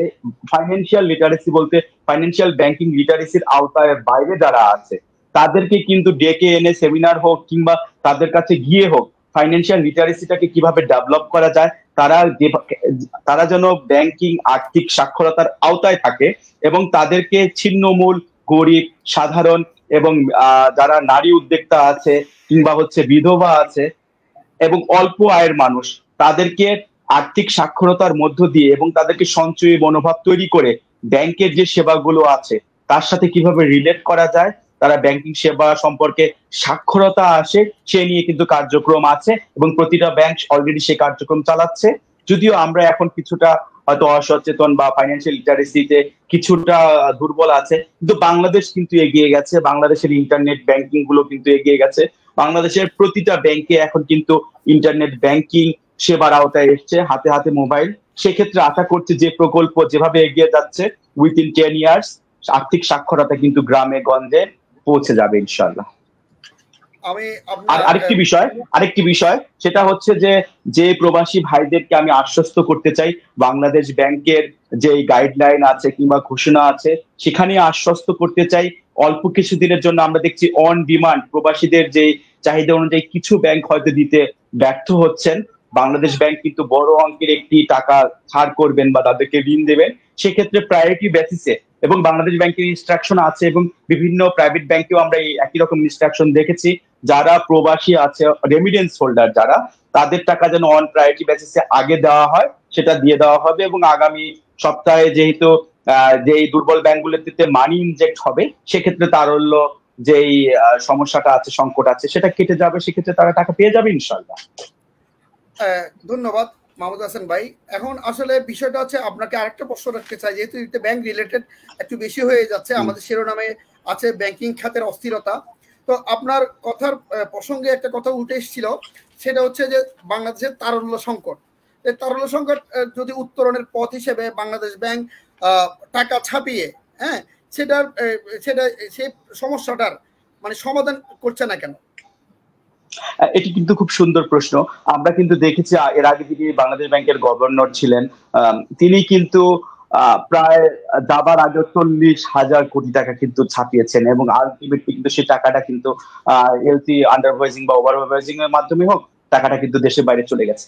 একটা দেশের ইকোনমিতে যদি খুব ক্যালকুলেশন ছাড়া মানি ইনজেক্ট করা হয় বা মানি ছাপানো হয়, ধরুন আমি একটা এক্সাম্পল দেই, যে আমার কাছে টোটাল $1 আছে, $1 সমান সমান বাংলাদেশি টাকা 100 টাকা আছে। এখন যদি আমি আরো 20 টাকা ছাপাই, তাহলে কিন্তু আমার $1 রইলো, আমার কিন্তু বাড়লো না, কিন্তু আমার টাকা হলো কত? 120 টাকা। তার মানে আমার ডলারের দামটা কিন্তু অলরেডি বেড়ে গেল। যদিও এর বাইরেও আরো বিভিন্ন সমীকরণ আছে, এই রেমিটেন্স আসছে, তারপরে হচ্ছে বিভিন্ন লোন কিন্তু আমাদের আলটিমেটলি ডলারে ঢুকছে, সেক্ষেত্রে লোনের ইনস্টলমেন্ট যখন বেরিয়ে যাবে তখন কিন্তু ডলার চলে যাবে। কিন্তু টাকা ছাপালে যেটা হয়, ডলারের কিন্তু দাম পড়ে যায়, সেক্ষেত্রে ডলার কিন্তু অনেক বেশি টাকা প্রয়োজন হয়। এখন যদি অলরেডি অনেক টাকা ছাপানো হয়ে গেছে, আমার কাছে যে হিসাব আছে, গত 15 বছরে 150 বিলিয়ন ডলার কিন্তু পাচার হয়েছে। সেক্ষেত্রে যদি আমরা এখন বাংলাদেশ ব্যাংক ইমিডিয়েট টাকা ছাপায়, সেক্ষেত্রে প্রায় 1 লক্ষ কোটি টাকা ছাপাতে হবে এই 9টি-10টি ব্যাংকে কিন্তু তারল্য সহায়তা দিতে। সেক্ষেত্রে আমাদের দ্রব্যমূল্য এমনি তো ঊর্ধ্বগতি আছে, সেক্ষেত্রে কিন্তু আমাদের বেশিরভাগ, যেহেতু আমরা জানি আমদানি ওরিয়েন্টেড দেশ আমরা, খুব রাইট, সেক্ষেত্রে আমাদের ইনফ্লেশনের হার কিন্তু অনেক বেড়ে যাবে এবং সাধারণ জনগণের কিন্তু বাইরে টাকা চলে যাবে, আওতার বাইরে। আমরা যদি একটা এক্সাম্পল দেই, জিম্বাবুয়ের যিনি প্রেসিডেন্ট ছিলেন, সাবেক প্রেসিডেন্ট রবার্ট মুগাবে, তিনি কিন্তু এই কাজটা করেছেন। তার যখন প্রয়োজন ছিল, সেখানেও অনেক দুর্নীতি আমরা দেখেছি, বা করাপশন দেখেছি, মানি লন্ডারিং দেখেছি, অর্থ পাচার দেখেছি, সেখানে সে কিন্তু টাকা ছাপিয়ে অর্থনীতিতে মানি ইনজেক্ট করে, যে কারণে কিন্তু এখন বাজারে কিন্তু ব্যাগ ভর্তি টাকা নিয়ে কিন্তু বিভিন্ন পণ্য সামগ্রী কিনতে হয়। সেক্ষেত্রে ডক্টর আহসান এইচ মনসুর, তাকে আমি একটু ধন্যবাদ জানাতে চাই। তিনি এখন যে মানি ইনজেক্ট না করে যেই সরকারি বেসরকারি ব্যাংকগুলো আছে বা ভালো অবস্থানে আছে, তাদের কাছ থেকে যে ঋণের ব্যবস্থাটা করছেন, সেক্ষেত্রে আমাদের মানি ইনজেক্ট হবে না, ইনফ্লেশন বাড়বে না, ইন্টারেস্টের যে 9-6 ব্যাপার ছিল সেটি উঠে যাচ্ছে। সেক্ষেত্রে আমাদের টাকা যেটুকু ছিল সেটাই রইলো, টাকাটা আলটিমেটলি রোলিং হবে। তবে তার প্রতি আমি একটি অনুরোধ জানাচ্ছি, এই যে প্রসিডিওরটা, সেই প্রসিডিওরটার জন্য লেন্দি না হয়ে যায়, কারণ অলরেডি কিন্তু আস্থার সংকট দেখতে পাচ্ছি। শুধুমাত্র একটি ব্যাংক, ইসলামী ব্যাংক, সেখানে পজিটিভ ক্যাশ ফ্লো, বাকি যে কটা ব্যাংক আছে সবগুলোতেই নেগেটিভ ক্যাশ ফ্লো। সেক্ষেত্রে এই প্রসেসটা যদি লেন্দি হয়ে যায়, সেক্ষেত্রে কিন্তু আস্থার সংকট আরো বেগবান হবে। তখন কিন্তু টাকা ছাপিয়ে মানি ইনজেক্ট করে কিংবা আরো বেশি গ্যারান্টর হয়ে ঋণের ব্যবস্থা করেও কিন্তু মানুষের আস্থা ফেরানো যাবে না। আর যদি আস্থা ফেরানো না যায়, ব্যাংকিং খাত কিন্তু তখন কিন্তু এই 8টা-10টা ব্যাংক না, পুরো ব্যাংকিং অবস্থায় কিন্তু একটা নেগেটিভ ইম্প্যাক্ট পড়বে। ধন্যবাদ আপনাকে। এই ক্ষেত্রে আমার ব্যক্তিগতভাবে একটা প্রশ্ন, আসলে ইফতেখার হাসান চৌধুরী ভাইয়ের কাছে একটা প্রশ্ন, আমি ইফতেখারুল হাসান চৌধুরী ভাইয়ের কাছে একটা প্রশ্ন আমি রাখতে চাই। আসলে মানে অনেকে জানতে চায়, আসলে বিদেশ থেকে যে টাকাগুলো পাঠায়, তো এখন এই যে কিছুক্ষণ আগে মাহমুদুল হাসান ভাই বলছিলেন যে এই টাকার যে রেট, প্রতিদিন ডলারের যে রেটটা বাড়ে, তো সেক্ষেত্রে যখন রেভিডেন্স আপনারা গ্রহণ করেন, তখন সেটা কি সেই দিনের রেটেই বাংলাদেশে প্রেরিত হয়, নাকি এটা রেট পরিবর্তন হয়? মূল্য নির্ধারণ যেটা হয়, অনেক গুরুত্বপূর্ণ কথা বলছেন আপনার জিনিসটা। এক সময় কিন্তু বাংলাদেশে যখন প্রবাসীরা টাকা পাঠাতো, ড্রাফট, আমি জানি না আপনারা মনে আছে কিনা, ড্রাফট পাঠাতো বলতে ডিমান্ড ড্রাফট আকারে, ফরেন ডিমান্ড ড্রাফট, টিটির মতো, হ্যাঁ টিটি যেটা পেয়ারের মতো ডিমান্ড ড্রাফট, অনেকটা, হ্যাঁ। এটা আপনার বিদেশ থেকে এটাকে পোস্ট অফিসের মাধ্যমে হোক বা লোক মারফত হোক বাংলাদেশে পৌঁছাতো। পৌঁছানোর পরে ওই ব্যাংক এটাকে ওই লোক ব্যাংকে জমা দিত। জমা দেওয়ার পরে তারপরে ব্যাংক এই টাকাটা এটা ভেরিফাই করে তারপরে যদি ওই ব্যাংকের সাথে অ্যারেঞ্জমেন্ট থেকে তাকে সাথে সাথে জমা করতো অথবা কালেকশন করে জমা করতো। এই ক্ষেত্রে মিনিমাম 15 দিন 1 মাস সময় লেগে যেত। তখন যে রেটে আপনি আজকে ড্রাফটটা করলেন, যে রেটের দিয়ে, যে ডলার রেটের দিয়ে 15 দিন 1 মাস পরে যে রেটে আপনার সেটেলমেন্ট হচ্ছে ওই রেটটা আপনার অনেক ডলার রেটে চেঞ্জ হতে পারতো 1 মাস পরে গিয়ে। আমি জানি না জিনিসটা বুঝতে পারছি কিনা আপনাকে। আজকের যে রেটে টিটা আপনি ড্রাফটটা করলেন 1 মাস পরে আপনি ড্রাফটটা আপনার অ্যাকাউন্টে পাচ্ছেন।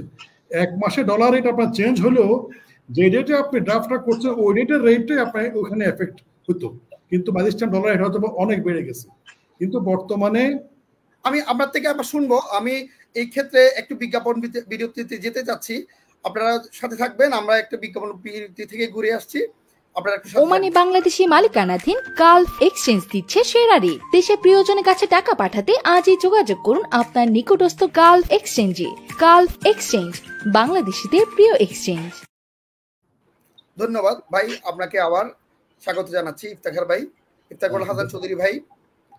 হ্যাঁ, যে কথা বলছিলেন, আমি যেটা বলছিলাম যে ড্রাফট ইস্যু করার পরের থেকে যে তারিখে লোকটা পেমেন্ট পাচ্ছে তার সময় প্রায় 1 মাস সময়, 1 মাস সময়ের ভিতরে ডলার রেট চেঞ্জ হলেও যে রেটে ড্রাফটটা করেছেন ওই রেটে উনি টাকাটা কনভার্সনটা ওই রেটে আপনি মোস্ট প্রবাবলি পেতেন, কেমন?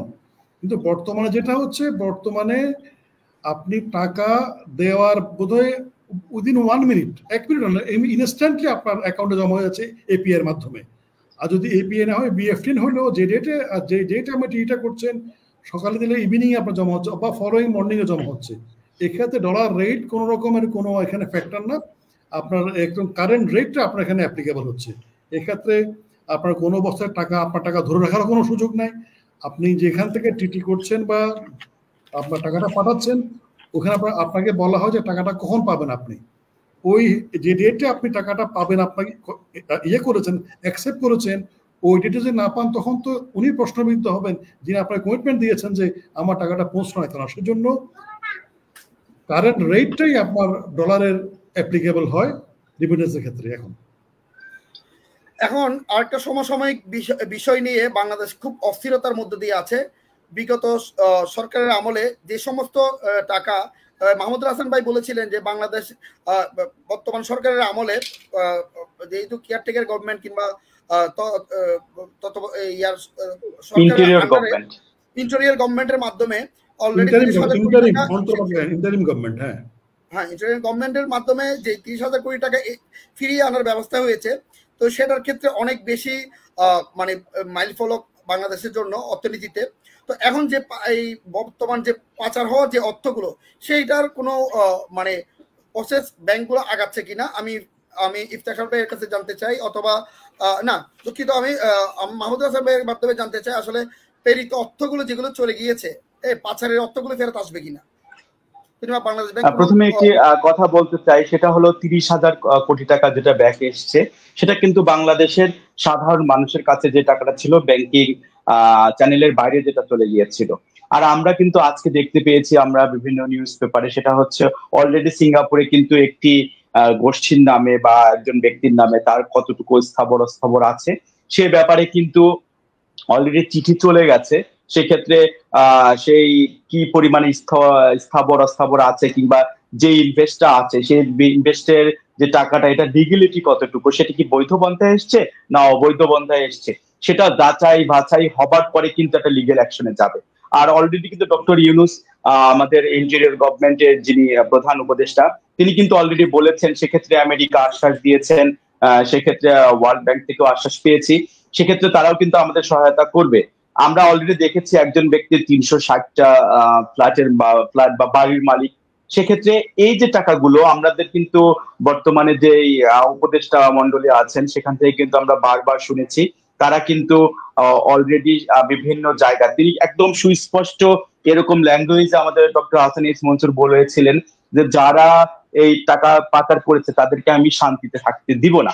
সেক্ষেত্রে কিন্তু আমরা দেখেছি অলরেডি সব জায়গায় চিঠি যাচ্ছে। সেক্ষেত্রে সেই গভর্নমেন্ট গুলোও কিন্তু বিভিন্ন আমেরিকা, ইংল্যান্ড এবং সিঙ্গাপুর তারাও কিন্তু বলেছেন, এবং ডক্টর ইউনূস তিনি কিন্তু একজন ইন্টারন্যাশনাল ব্যক্তি, তিনি নোবেল প্রাইজ পেয়েছেন আমরা জানি শান্তিতে, সেক্ষেত্রে এবং তিনি একজন বড় মাপের অর্থনীতিবিদ, তার সাথে অনেক বড় বড় দেশের বড় বড় ব্যক্তিদের সাথে সম্পর্ক আছে, স্পেশালি আমেরিকার সাথে আমরা দেখতে পেয়েছি খুব ভালো একটা হৃদ্যতাপূর্ণ সম্পর্ক। সেক্ষেত্রে তারাও কিন্তু বলেছেন হেল্প করবেন। সেক্ষেত্রে আমরা হয়তো পুরো টাকা আসবে বলে আমার এখনো মনে হচ্ছে না, তবে একটা বড় সার্টেন অ্যামাউন্ট অফ টাকা কিন্তু আসবে এবং সেখানে অলরেডি চিঠি গিয়েছে এবং একটি প্রক্রিয়াধীন আছে। যাদেরকে যাদেরকে টার্গেট করা হয়েছে সবগুলো দেশে কিন্তু চিঠি পাঠানো হবে এবং একটি নির্দিষ্ট প্রক্রিয়ার মাধ্যমে কিন্তু টাকাগুলো ফিরিয়ে আনার জন্য চেষ্টা করা হবে। অনেক ধন্যবাদ, অনেক ধন্যবাদ। তো আমি মাহমুদুল হাসান ভাইয়ের সাথে যেহেতু ব্যাংক রিলেটেড প্রশ্ন করছি, আমি আপনাকে একটা ফ্লো দিতে চাই। সেটা হচ্ছে যে মানে ঋণের জর্জরিত যে সমস্ত ব্যাংকগুলা, হ্যাঁ, সেগুলোর অবস্থান কি করবে, কিংবা সেই ধরনের এই টাকাগুলো কালেকশন করতে পারবে কিনা? এটি একটি অনেক বড় প্রশ্ন, এটা নিয়ে অলরেডি কাজ করে যাচ্ছেন। আমি একটি সুসংবাদ দিতে চাই, সেটা হচ্ছে আব্দুল হাই সরকার বিএবি এর যিনি সম্মানিত প্রেসিডেন্ট, তিনি কিন্তু একটি সাক্ষাৎকারে আমরা দেখেছি তিনি বলেছেন যে 60% ব্যাড লোন বা ঋণ খেলাপি সেটা কিন্তু আদায় করা সম্ভব। তাহলে আমরা ধরে নিতে পারি যদি 60% ঋণ খেলাপি আদায় হয় বা যেটি রিকভার করা সম্ভব হয়, তার মানে যদি 40% কিন্তু ভালো অবস্থানে আছে, সেগুলো ব্যাড লোন না। এখন মানে সেক্ষেত্রে দেখা গেছে যে যদি 50% বেশি যদি আদায় হয়ে যায় তাহলে তো একটি ভালো দিক। সেক্ষেত্রে এই ব্যাংকগুলোর জন্য আসলে সবচেয়ে বড় সংকট সেটা হচ্ছে আস্থার সংকট। সেক্ষেত্রে যিনি গভর্নর আছেন কিংবা হচ্ছে অর্থ উপদেষ্টা আছেন সালেহ আহমেদ, তিনি বাংলাদেশ ব্যাংকের এক্স গভর্নর ছিলেন, তাদের কি আসলে ইনিশিয়েটিভ নিতে হবে। গভর্নর উনি কে? তিনি কিন্তু বাংলাদেশ ব্যাংকের একজন শুধু তা নয়, তিনি কিন্তু সবগুলো ব্যাংকের অভিভাবক। সবগুলো তিনি যদি বাবা হন তাহলে সবগুলো ব্যাংক তার সন্তানের মতো। একটি সন্তান যদি বিপদে পড়ে তাকে কিন্তু সেভ করার দায়িত্ব কিন্তু বাংলাদেশ ব্যাংকেরই। সেক্ষেত্রে গুরুত্বপূর্ণ ভূমিকা কিন্তু তাদেরকে নিতে হবে। সেক্ষেত্রে তাদেরকে আশ্বস্ত করতে হবে যে এই ব্যাংকগুলো কিন্তু দেউলিয়া যেহেতু কখনো হয়নি, হবেও না। সেক্ষেত্রে যেটা হবে যে কোনো মূল্যে এই ব্যাংকগুলোকে ঘুরে দাঁড়ানোর জন্য সাহায্য করতে হবে। সাধারণ গ্রাহক তাদেরকে একটা জিনিস ভাবতে হবে যে যিনি আসানিস মনসুর বলেছিলেন যে সবাই যদি একসাথে টাকা উঠাতে যায় তাহলে কিন্তু গ্রাহক টাকা পাবে না। সেক্ষেত্রে ব্যাংকের প্রতি আস্থা রাখতে হবে, বাংলাদেশ ব্যাংকের যে পলিসি আছে তার উপর আস্থা রাখতে হবে। আমরা জানি ইতিমধ্যে কিন্তু একটি ট্রান্সপোর্ট গঠন করা হয়েছে। সেক্ষেত্রে কিন্তু তারা কিন্তু অলরেডি কাজ করছে যে ব্যাংকগুলোকে কিভাবে ঘুরে দাঁড়ানো যায়। সেক্ষেত্রে বেশ কিছু মেকানিজম আছে। সর্বোপরি যে কোনো একটি বিশেষ গোষ্ঠীর যদি শেয়ার থাকে XYZ, সেটা যাই হোক না কেন, সেক্ষেত্রে তার শেয়ার গুলো কিন্তু এখন হস্তান্তর করা যাচ্ছে না। সেক্ষেত্রে এই শেয়ার মার্কেটে সেই শেয়ার গুলো কিন্তু সেল করা সম্ভব। তারপর যে সকল ব্যাড লোন আছে, ঋণ খেলাপি যদি বলি, হয়তো ওখানে ওভার রেট ধরা হয়েছে। আমি একটা এক্সাম্পল দিতে চাই। ধরুন যে একটা সম্পদের দাম হলো 500 টাকা, সেক্ষেত্রে 500 টাকার জায়গায় 1000 টাকা কিন্তু আমি লোন দিয়ে ফেলেছি, বা 500 কোটি টাকার সম্পত্তির এগেনস্টে 1000 কোটি টাকা লোন দিয়েছি। আমরা যদি সেই সম্পত্তিটা যদি আমরা দখল করে নেই তাহলেও তো 50% টাকা শোধ হয়ে যাচ্ছে। কোন একটি বিশেষ গোষ্ঠী একটা ব্যাংকের সবগুলো লোন তো তিনি নিয়ে নেননি।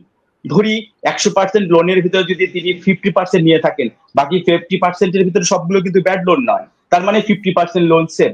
আর তার যেই 50% লোন, সেখান থেকে যদি 25% সেভ হয় তাহলে কিন্তু 25%, তার মানে 75% লোন কিন্তু অলরেডি যেগুলো ক্লাসিফাইড হয়নি, যেগুলো কিন্তু অলরেডি সচল আছে।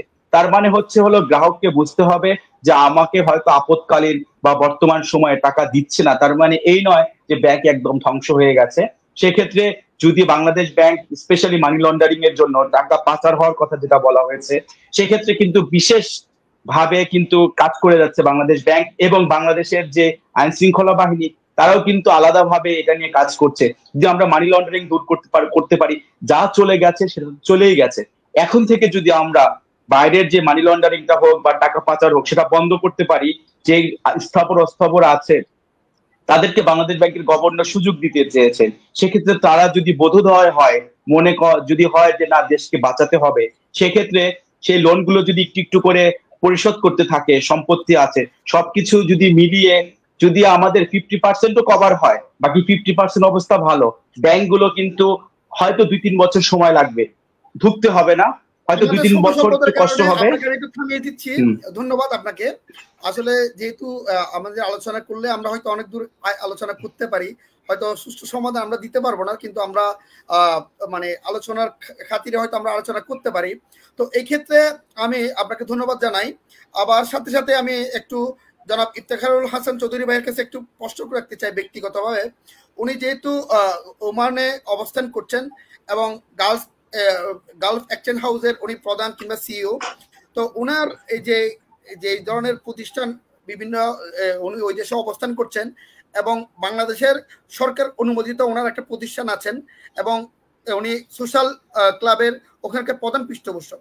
তো এখন আপনারা ওই বিদেশে যারা আসলে প্রবাসে অবস্থান করেন, অনেকেই অথবা মানে যারা মিডল ইস্টে অবস্থান করেন, আমি প্রত্যেক দেশের কথা বলছি না, এখানে বাংলাদেশ থেকে যারা মানে বিদেশে যায় কিংবা বিভিন্ন মিডল ইস্টের কান্ট্রিতে যায়, তারা হয়তো খুব বেশি মাত্রায় হয়তো পড়াশোনা জানে না, হয়তো জীবনের তাগিদে জীবনের প্রয়োজন হয়তো তারা সেখানে অবস্থান করেন। তো আপনার যে সোশ্যাল ক্লাব যেটা আছেন, হ্যাঁ, যেটা বৈধ একমাত্র ক্লাব, তো সেখানে সোশ্যাল ক্লাবের অ্যাক্টিভিটিসের মাধ্যমে আপনারা যারা টাকা পাঠাতে আসে কিংবা আপনারা বিভিন্ন ক্যাম্পিং এর মাধ্যমে তাদের উদ্বুদ্ধ করেন কিনা, কিংবা কিভাবে এই আপনার এই প্রতিষ্ঠানগুলোকে আরো বেশি এনকারেজ করেন, আপনার ব্যক্তিগত অভিমতটা যদি আমাদেরকে বলতে, আমাদের জানার আগ্রহ আছে, আপনি যদি একটু বলতেন। Thank you. আসলে এটা খুব গুরুত্বপূর্ণ বিষয়, কারণ আসলে আমাদের দেশে ফরেন এফিডেন্স খুবই দরকার।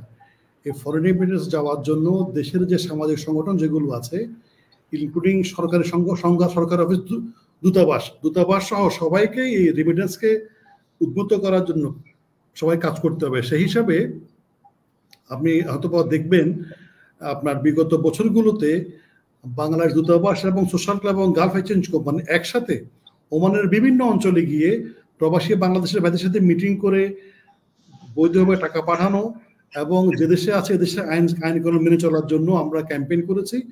আমরা ক্যাম্পেইন করেছি কমপক্ষে 5-6টি এলাকাতে ওমানের, এবং পাশাপাশি যতগুলো প্রোগ্রাম হচ্ছে ওমানে সোশ্যাল ক্লাবের আয়োজনে, প্রত্যেকটা প্রোগ্রামেই প্রবাসী বাংলাদেশিদেরকে বৈধভাবে টাকা পাঠানোর জন্য এবং এর সুবিধা অসুবিধা সহ সবকিছু বিস্তারিত আমরা বোঝানোর চেষ্টা করেছি। এবং এক্সচেঞ্জ হাউসগুলো ওইসব প্রোগ্রামগুলোতে একটা বিশেষ ভূমিকা পালন করে থাকে এবং বাংলাদেশ দূতাবাসও তাদের দায়িত্ব এইভাবে করে আপনার মানুষকে বোঝানোর জন্য চেষ্টা করে থাকে। আর আমাদের ব্যবসায়িক খাতিরে গালফ এক্সচেঞ্জ কোম্পানি তো এটার সাথেই আমরা আছি। আমার মনে হয় যে আমাদের যারা প্রবাসী আছি, আমরা যদি একটু খেয়াল করে থাকি, আমার পরামর্শ থাকবে প্রবাসীদের প্রতি, আপনাদের 2টা করে আপনারা অ্যাকাউন্ট রাখবেন। একটা রাখবেন আপনাদের যে পরিবার যারা বাইরের দেশে আছে ওদের খরচ মেনটেন করার জন্য, আর একটা হচ্ছে নিজের ব্যক্তিগত সঞ্চয়ের জন্য। আমরা অনেক সময় দেখে থাকি মানুষ সবাই একটা পুরো টাকাটাই ওই যে দেশের অ্যাকাউন্টে পাঠিয়ে দেয়, তখন উনি যখন দেশে যান তখন ওই অ্যাকাউন্টে আর ওনার টাকা বলতে কিছু থাকে না, এটা খরচ হয়ে যায়। সেক্ষেত্রে উনি যদি নিজের জন্য কিছু টাকা সঞ্চয় করতে পারেন, অল্প অল্প করে হোক, এইটা ওনার নিজের একটা কাজে লাগবে। উনি যখন দেশে ব্যাক করবেন তখন ওনার টাকাটা অন্তত পক্ষে উনি হাতে পাবেন এবং ওনার কাজে আসবে। আমরা যদি বিভিন্ন মিডিয়াতে আপনি দেখবেন যে গালফ এক্সচেঞ্জ কোম্পানি ওমানের যে 1985 থেকে এটা রান করছে, এখানে আমরা গালফ এক্সচেঞ্জ কোম্পানির মাধ্যমে ওমানের প্রত্যন্ত অঞ্চলে বিভিন্ন জায়গাতে আমরা এই প্রবাসী বাংলাদেশিদেরকে বাংলাদেশের ব্যাংকে অ্যাকাউন্ট করা, বাংলাদেশ সরকারের যে ওয়েজ ডেভেলপমেন্ট বন্ড আছে এগুলো ইস্যু করার জন্য উদ্বুদ্ধ করা, প্লাস বৈধভাবে টাকা পাঠানোর ব্যবস্থা করা। মোরওভার আমরা এখন যেটা করেছি, আমরা এই মোবাইল অ্যাপ চালু করেছি। একজন প্রবাসী যদি ওমানের যে প্রত্যন্ত অঞ্চল থাকুক না কেন, উনি মোবাইল অ্যাপের মাধ্যমে বাংলাদেশের যে কোনো ব্যাংকে, আমাদের এক্সচেঞ্জ হাউসে না এসে বাংলাদেশের যে কোনো ব্যাংকে উনি টাকা পাঠাতে পারছেন। মানে ওনাদের হাতে মোবাইল অ্যাপ থাকা মানে হচ্ছে ওনার হাতের মুঠোয় একটা এক্সচেঞ্জ হাউসের সকল অ্যাক্টিভিটি ওনার হাতের মুঠোয় আছে। আমি আশা করব আমাদের প্রবাসী বাংলাদেশিরা যারা আছেন ওনারা ওনাদের এই কষ্টার্জিত অর্থ বৈধভাবে ব্যাংকে চেনে টাকা পাঠাবেন। প্রয়োজনে ওনারা একটু কষ্ট করে হেঁটে এক্সচেঞ্জ হাউসগুলোতে যাবেন, অথবা মোবাইল অ্যাপ ইউজ করে মোবাইলের মাধ্যমে টাকাটা পাঠাবেন।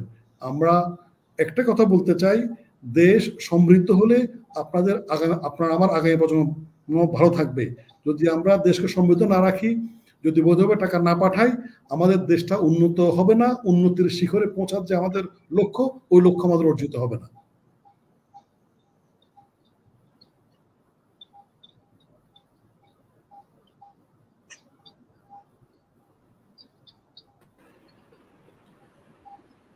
দুঃখিত, আমি ডিসকানেক্ট হয়ে গিয়েছি, আমাদের একটু বিদ্যুতের সমস্যা থাকার কারণে আপনাদের কাছে ক্ষমা চেয়ে নিচ্ছি। হ্যাঁ, আমি কিছু কথা বলেছি, আমি জানি না আপনারা শুনতে পেয়েছেন কিনা। না, আমরা সকলে শুনতে পেয়েছি ইফতেখারুল হাসান চৌধুরী ভাই, এবং চমৎকার ভাবে আপনি আসলে খুব সুন্দরভাবে বলেছেন। আপনার এই আহ্বান আমরা আশা করছি সমগ্র প্রবাসী ভাইরা শুনবেন, মানবেন এবং দেশকে সমৃদ্ধ করবেন। ধন্যবাদ আপনাকে।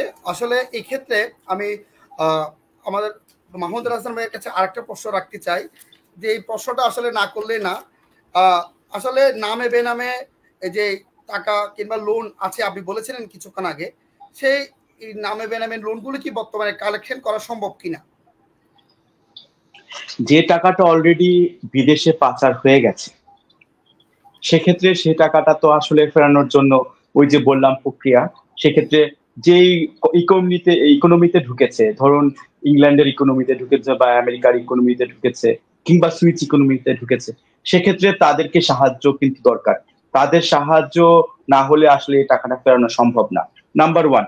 নাম্বার টু হচ্ছে বাংলাদেশে যে নামে বেনামে, সর্বপ্রথম নিড টু আইডেন্টিফাই ফার্স্ট যে কে বা কারা এই নামে বেনামে নিয়েছে, কোন কোন কোম্পানি নিয়েছে, সেই কোম্পানির এক্সিস্টিং মার্কেট ভ্যালু কত আছে, তাদের ইকুইটি কত আছে, তাদের সম্পদের পরিমাণ কতটুকু, এবং তাদেরকে আসলে টাকাটা ব্যাক দেওয়ার মোটিভ আছে কিনা। যদি থাকে সেক্ষেত্রে তাদের ব্যবসা রান করতে পারে। যদি মনে হয় যে না, তাদের আসলে ইন্টেনশনটাই ব্যাড ইন্টেনশন, সেক্ষেত্রে ইমিডিয়েট তাদের সম্পত্তি যেগুলো আছে সেগুলোকে যদি আমরা গভর্নমেন্ট তার নিজের আওতায় নেয়, সেক্ষেত্রে তাদেরকে গভর্নমেন্ট নিজের আওতায় নিয়ে যদি আরেকটা সুযোগ দেয় যে আমরা এটা আমাদের আওতায় নিলাম, কিন্তু if you take the opportunity, তাহলে কিন্তু আপনার সম্পত্তি আপনি ফিরে পাবেন। সেক্ষেত্রে আমার মনে হয় এটি একটি উপায় হতে পারে। আর যদি না, তাদের আলটিমেট ডিজায়ার যদি থাকে যে তারা এটা আসলে একদমই লুটপাট করবে, সেক্ষেত্রে তাদের সম্পত্তি যেগুলো আছে হয়তো পুরো টাকা পাওয়া যাবে না, কিন্তু যতটুকু হয় সে পরিমাণে সম্পদ নিয়ে তারপরে যেটা করতে হবে, বাইরে থেকে আনার চেষ্টা করতে হবে।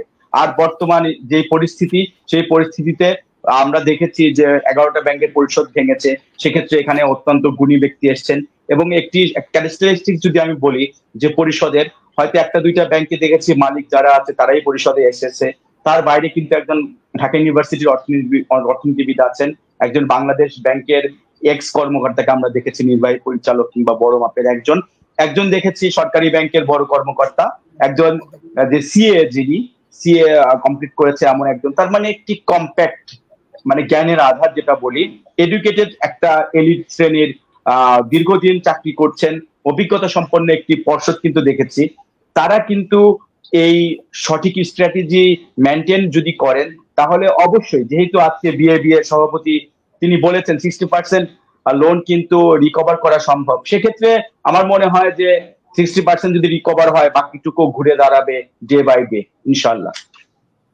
ধন্যবাদ। এবং সর্বশেষ প্রশ্ন আসলে আপনার কাছে আবার রাখতে চাই, সে মাহমুদুল হাসান ভাইয়ের কাছে রাখতে চাই, বাংলাদেশের অর্থনীতিতে যে ধরনের ব্যাংক 100টি ব্যাংকের কথা আপনি বলেছেন, এতগুলো ব্যাংক প্রয়োজন আছে কি, কিংবা এটা যদি প্রয়োজন নাই থাকে বাংলাদেশ থেকে এই ব্যাংকের সংখ্যা কমানো উচিত বলে কি আপনি মনে করেন কিনা? এটি কিন্তু একটি বড় একটি প্রশ্ন। আমরা দেখেছি যে বিগত সরকারের সময় হোক বা যাই হোক, স্পেশালি 9-এর পরে কিন্তু 2009-এর পরে কিন্তু অনেকগুলো ব্যাংকের লাইসেন্স দেওয়া হয়েছে। আসলে আমরা যদি ইন্ডিয়ার কথা বলি বা মালয়েশিয়ার কথা বলি, সেখানে কিন্তু এত বেশি ব্যাংক নেই। আসলে মালয়েশিয়া আমরা দেখেছি এর আগে অনেকগুলো ব্যাংক ছিল, সেখান থেকে কিন্তু কিছু ব্যাংক অলরেডি কমানো হয়েছে। ইন্ডিয়াতেও কিন্তু 30টির বেশি ব্যাংক সেভাবে কিন্তু আমরা দেখতে পাচ্ছি না। সেক্ষেত্রে বাংলাদেশের মতো এরকম ছোট একটা দেশে 61টা ব্যাংক আসলে কিন্তু এটি অনেক বেশি আমার মনে হয়। এটা যেটা হয় যে গুড ব্যাংক, ব্যাড ব্যাংক বা দুর্বল ব্যাংক, সবল ব্যাংক, সেক্ষেত্রে যে ব্যাংকগুলো ভালো আছে তারা কিন্তু হাই কস্ট লো কস্ট ডিপোজিটের যে ব্যাপারটা থাকে, তারা কিন্তু লো কস্ট ডিপোজিট পায়। তারা কিন্তু আলটিমেটলি কারেন্ট সেভিং এসব অ্যাকাউন্টে কিন্তু প্রচুর হিউজ অ্যামাউন্ট অফ মানি থাকে এবং তারা এটি ইউটিলাইজ করতে পারছে। আলটিমেটলি যে ব্যাংকগুলো দুর্বল ব্যাংক, সেই ব্যাংকগুলো কিন্তু অনেক হাই কস্ট ডিপোজিটের পিছনে ছুটতে হয়, এবং যেটি একটি অস্বস্তিকর প্রতিযোগিতা আমরা দেখতে পারি, এটা অসুস্থ প্রতিযোগিতাও বলতে হয়, যে ডিপোজিট কালেকশনের জন্য অনেক বেশি রেট দিয়ে কিন্তু যারা হানি সিকার আছে তারাই তো আলটিমেটলি না বুঝে দুর্বল ব্যাংকগুলোতে টাকা রাখছে। সেক্ষেত্রে যেটা হয় যে একটা ব্যাংকিং অসুস্থ প্রতিযোগিতা দেখা যায়, যার ফলে আলটিমেটলি যেটা হয় দুর্বল ব্যাংকগুলো হাই কস্ট ডিপোজিট নেয়, এবং হাই কস্ট ডিপোজিট নেওয়ার ফলে যেটা হয় তারা আলটিমেটলি সেটাকে প্রপারলি ইউটিলাইজ করতে পারে না, কিংবা হলো যে পরিমাণে ফিডব্যাক আসার কথা কিংবা ব্যাড লোনের ফলে সে কিন্তু সেটা রিকভার করতে পারে না, আলটিমেটলি সেই ব্যাংকগুলি কিন্তু দুর্বল হয়। সেক্ষেত্রে আমার মনে হয় যে বাংলাদেশ ব্যাংকের গভর্নর মহোদয় তিনিও কিন্তু চাচ্ছেন কিছু ব্যাংক কমানো যায় কিনা। সেক্ষেত্রে হয়তো দুর্বল ব্যাংকের সাথে বড় একটি সবল ব্যাংককে মার্জ করে দেওয়ার একটা চিন্তা ভাবনা আমরা কিন্তু দেখতে পাচ্ছি। সেক্ষেত্রে কিছু ব্যাংক মনে হচ্ছে যে কমে যাবে। সেক্ষেত্রে কিন্তু আসলে বাংলাদেশে কিন্তু সুনির্দিষ্ট সুস্পষ্ট কোনো নীতিমালা নেই। সেক্ষেত্রে যেহেতু এখন বর্তমানে একটি দেখেছি পরিষদ গঠন হয়েছে, সেক্ষেত্রে তারা হয়তো নীতিমালা প্রণয়ন করবেন কি প্রক্রিয়ার মধ্য দিয়ে এই দুর্বল ব্যাংকগুলোকে মার্জ করে একটি বড় ব্যাংকের সাথে একীভূতকরণ করা যায়। সেক্ষেত্রে যেটা হবে যে এই সকল ছোট ছোট ব্যাংকগুলো আস্থা হারিয়ে ফেলেছে, তারা যখন দেখবে যে বড় একটি ব্যাংকের সাথে মার্জ হয়ে গেছে, তাদের অলরেডি নেম চেঞ্জ হয়ে গেছে, তারা হয়তো প্রথম দিকে টাকা উইথড্রয়াল বেশি করবেন, কিন্তু যখন দেখবেন যে না এখন তারা একটা ছোট ব্যাংকের গ্রাহক ছিলেন, এখন সেখানে নাম যখন চেঞ্জ হয়ে একটি বড় ব্যাংকের ট্যাগলাইন চলে আসলো এবং আলটিমেটলি অন ডিমান্ড তারা এখন যেমন টাকা পাচ্ছে না কিন্তু তখন তাদের রেগুলার টাকা অন ডিমান্ড পেয়ে যাবে, তখন কিন্তু আবার তাদের আস্থা ফিরে আসবে। আলটিমেটলি এই ঝুঁকিপূর্ণ মানুষ এবং এতগুলো আমানতকারী ঝুঁকির ভিতরে আছে, অনাস্থার ভিতরে আছে, এই ব্যাংক অ্যাকুইজিশন বলেন কিংবা মার্জ বলেন, ব্যাংক মার্জের মধ্য দিয়ে তাদের আস্থা ফিরে আসবে। আলটিমেটলি যে টাকাগুলো আমাদের বালিশের নিচে আছে, আলমারিতে আছে, আমরা দেখতে পাচ্ছি দেশের নিউজে ভল্ট বিক্রি বেড়ে যাচ্ছে, ভল্টে কিন্তু আমাদের টাকা আছে, সেই টাকাগুলো কিন্তু আলটিমেটলি রোলিং হচ্ছে না, ব্যবহার হচ্ছে না, অলস মানি পড়ে আছে। সেক্ষেত্রে ব্যাংকগুলো কিন্তু এই অলস মানি ব্যবহার না করার কারণে তারাও কিন্তু লিকুইডিটি ক্রাইসিস পড়ছে। সেক্ষেত্রে কিছু ব্যাংক যদি কমে যায় সেক্ষেত্রে মানুষের আস্থা ফিরে আসবে, ব্যাংকগুলো কিন্তু এই টাকাটা ব্যবহার করবে এবং ব্যবহার করার মধ্য দিয়ে কিন্তু টাকার প্রপার ইউটিলাইজেশন হবে, তখন কিন্তু দেশের অর্থনীতিতে আলটিমেটলি একটা পজিটিভ ইম্প্যাক্ট পড়বে। ধন্যবাদ মাহমুদুল হাসান ভাই। এই পরিসরে আমি একটু অন্যদিকে একটু ফোকাস করতে চাই। আমাদের সম্মানিত যারা গ্রাহকরা আছেন কিংবা আমাদের ভিউয়ার্সরা আছেন যারা অনেকেই কমেন্ট করছেন, আমি কয়েকটা কমেন্ট পড়ার চেষ্টা করছি। আমাদের আলমগীর হোসেন ভাই, উনি হয়তো বাংলাদেশ থেকে যুক্ত হয়েছেন। আলমগীর হোসেন নামে একজন আমাদেরকে কমেন্ট করেছেন, সমসাময়িক খুবই গুরুত্বপূর্ণ বক্তব্য উপহার দেওয়ার জন্য, জনসাধারণের সঠিক গাইডলাইন দেওয়ার জন্য পাওয়ার জন্য TVN 24 বাংলাকে ধন্যবাদ জানিয়েছেন এবং প্রবাস বাংলাকে ধন্যবাদ জানিয়েছেন এবং শুভকামনা জানিয়েছেন। আরেক ভাই প্রিন্স আবু ওবায়দা ভাই, উনি লিখেছেন যে ওমানের ভিসা কিংবা অন্য বিষয় নিয়ে আলোচনা করেছেন। আপনাকে প্রিন্স আবু ওবায়দা ভাইকে ধন্যবাদ জানাতে চাই। তবে হয়তো খুব এই বিষয়টা নিয়ে আমাদের সমসাময়িক হয়তো সামনে প্রোগ্রাম করার চেষ্টা করব এবং আপনাদেরকে এই সমসাময়িক বিষয়গুলো কিংবা ভিসার বিষয়ে হয়তো আসলে আমরা আরেকটা প্রোগ্রামের মাধ্যমে জানাতে পারবো আপনাদেরকে। তবে আপনাদের যে কমেন্টগুলো আমাদেরকে করছেন TVN 24 বাংলার উদ্দেশ্য করে এবং প্রবাস বাংলাকে উদ্দেশ্য করে আপনাদেরকে ধন্যবাদ। সবাই প্রবাস বাংলা TVN 24 এবং প্রবাস বাংলার সাথে থাকবেন। এবং আমাদের সম্মানিত জনাব ইফতেখারুল হাসান চৌধুরী ভাইকে অসংখ্য ধন্যবাদ। উনি বিদেশে অবস্থান করে বাংলাদেশকে পরিচিতি এনে দিয়েছেন এবং বিদেশের মাটিতে উনি বাংলাদেশকে নতুন করে পরিচয় করে দিয়েছেন এবং বাংলাদেশের বাইরে বিদেশে অবস্থান করে উনি একজন রেভিডেন্স যোদ্ধা হিসেবে অন্যদেরকে অবস্থান তৈরি করে দেওয়ার জন্য একটা প্ল্যাটফর্ম দাঁড় করিয়েছেন ওনার গালফ এক্সচেঞ্জ হাউসের মাধ্যমে।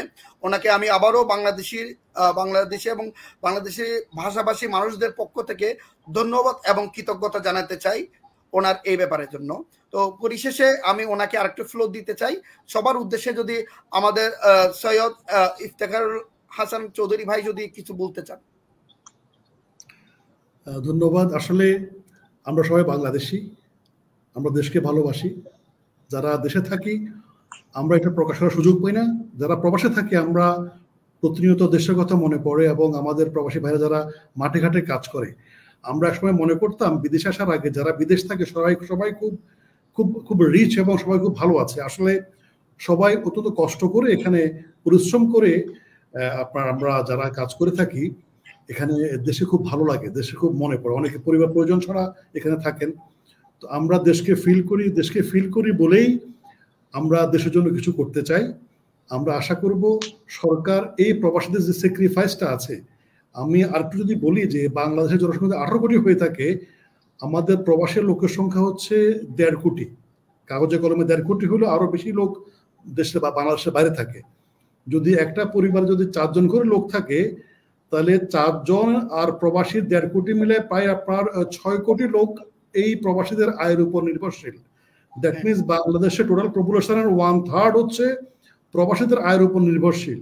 এই 1/3 পপুলেশনকে যারা হ্যান্ডেল করছেন, যারা খাওয়ার ব্যবস্থা করছেন বা খাওয়ার সংস্থান করছেন, তাদের জন্য সরকারের দায়িত্ব অবশ্যই অনেক বেশি। আমি এটা মনে করি সরকার এদিকে নজর দিবেন, সরকারের অবশ্যই এদিকে খেয়াল রাখার মতো মানসিকতা আছে বলে আমি বিশ্বাস করতে চাই। প্লাস প্রবাসীরা আমরা যারা ভাইরা আছি, আমাদের দায়িত্ববোধ যতটুকু দেশের প্রতি আছে, আমরা রিমিটেন্স যোদ্ধা হিসেবে আমাদের অর্থনৈতিক সমৃদ্ধি, দেশকে অর্থনৈতিক সমৃদ্ধ করার জন্য আমরা আমাদের রেমিটেন্স যুদ্ধ চালিয়ে যাব। আমাদের যুদ্ধে দেশ অর্থনৈতিকভাবে সমৃদ্ধ হবে, এই বিশ্বাসটুকু আমি করতে চাই। ধন্যবাদ সবাইকে। অসংখ্য ধন্যবাদ ইফতারুল হাসান চৌধুরী ভাই, আপনাদের সাথে ভালো সময় কাটলো। আসলে সময়ের স্বল্পতার কারণে হয়তো অনেক প্রশ্ন আমরা নিতে পারছি না, আমাকে হয়তো সময় স্বল্পতার কারণে অনুষ্ঠানটা শেষ করতে হচ্ছে। পরিশেষে জনাব আমাদের মাহমুদুল হাসান ভাইয়ের কাছে একবার ফ্লো দিতে চাই, উনি যদি আমাদের মানে মানুষদের উদ্দেশ্যে যদি কিছু বলতে চান, দর্শকদের উদ্দেশ্যে। আমি প্রথমে আসলে সৈয়দ ইফতেখারুল হাসান চৌধুরী, তাকে আমি সাধুবাদ জানাতে চাই, তাদেরকে শ্রদ্ধা জানাতে চাই, কারণ তিনি অনেক বছর আগে দেশের বাইরে গিয়ে প্রতিষ্ঠিত হয়েছেন। সেক্ষেত্রে দেশের সকলের হাতে হাতে আমরা স্পেশালি ব্যাংকার হিসাবে যেটা দেখতে পেয়েছি যে অনেকে বলে যে আমি হুন্ডির মাধ্যমে টাকা পাঠাই, কারণ হচ্ছে আমার বাসা থেকে অনেক দূরে মানি এক্সচেঞ্জ হাউস কিংবা ব্যাংক। সেক্ষেত্রে তারা হাতে হাতে তিনি মোবাইল অ্যাপের মাধ্যমে এটি সহজ করে দিয়েছেন, তাদেরকে ধন্যবাদ। আমি বাংলাদেশের সাধারণ যিনি আমানতকারী ব্যাংকের, তাদেরকে আমি বলতে চাই, আপনারা দুর্বল এই 5টা-6টা ব্যাংকে যদি টাকা রেখেও থাকেন বা 9টা-10টা ব্যাংকে, আপাতত একটি কথা বলতে চাই, বাংলাদেশে কোনো ব্যাংক দেউলিয়া হওয়ার কোনো হিস্টোরি নেই। সেক্ষেত্রে একটা আশ্বস্ত করতে চাই, যেখানে বাংলাদেশ ব্যাংকের গভর্নর মহোদয় বলেছেন 95% আমানতকারীর টাকা নিরাপদ। সেক্ষেত্রে আতঙ্কিত হওয়ার কিছু নাই। আপনারা সকলে একত্রে ব্যাংকে টাকা উত্তোলন করার জন্য যাবেন না, একটু সময় দেন। যদি আপনারা আপনাদের যতটুকু প্রয়োজন ততটুকু টাকা যদি আপনারা উঠান, বাকি টাকা ব্যাংকে সেভিং হিসাবে রেখে দেন, তাহলেই কিন্তু ব্যাংকগুলো ঘুরে দাঁড়াবে।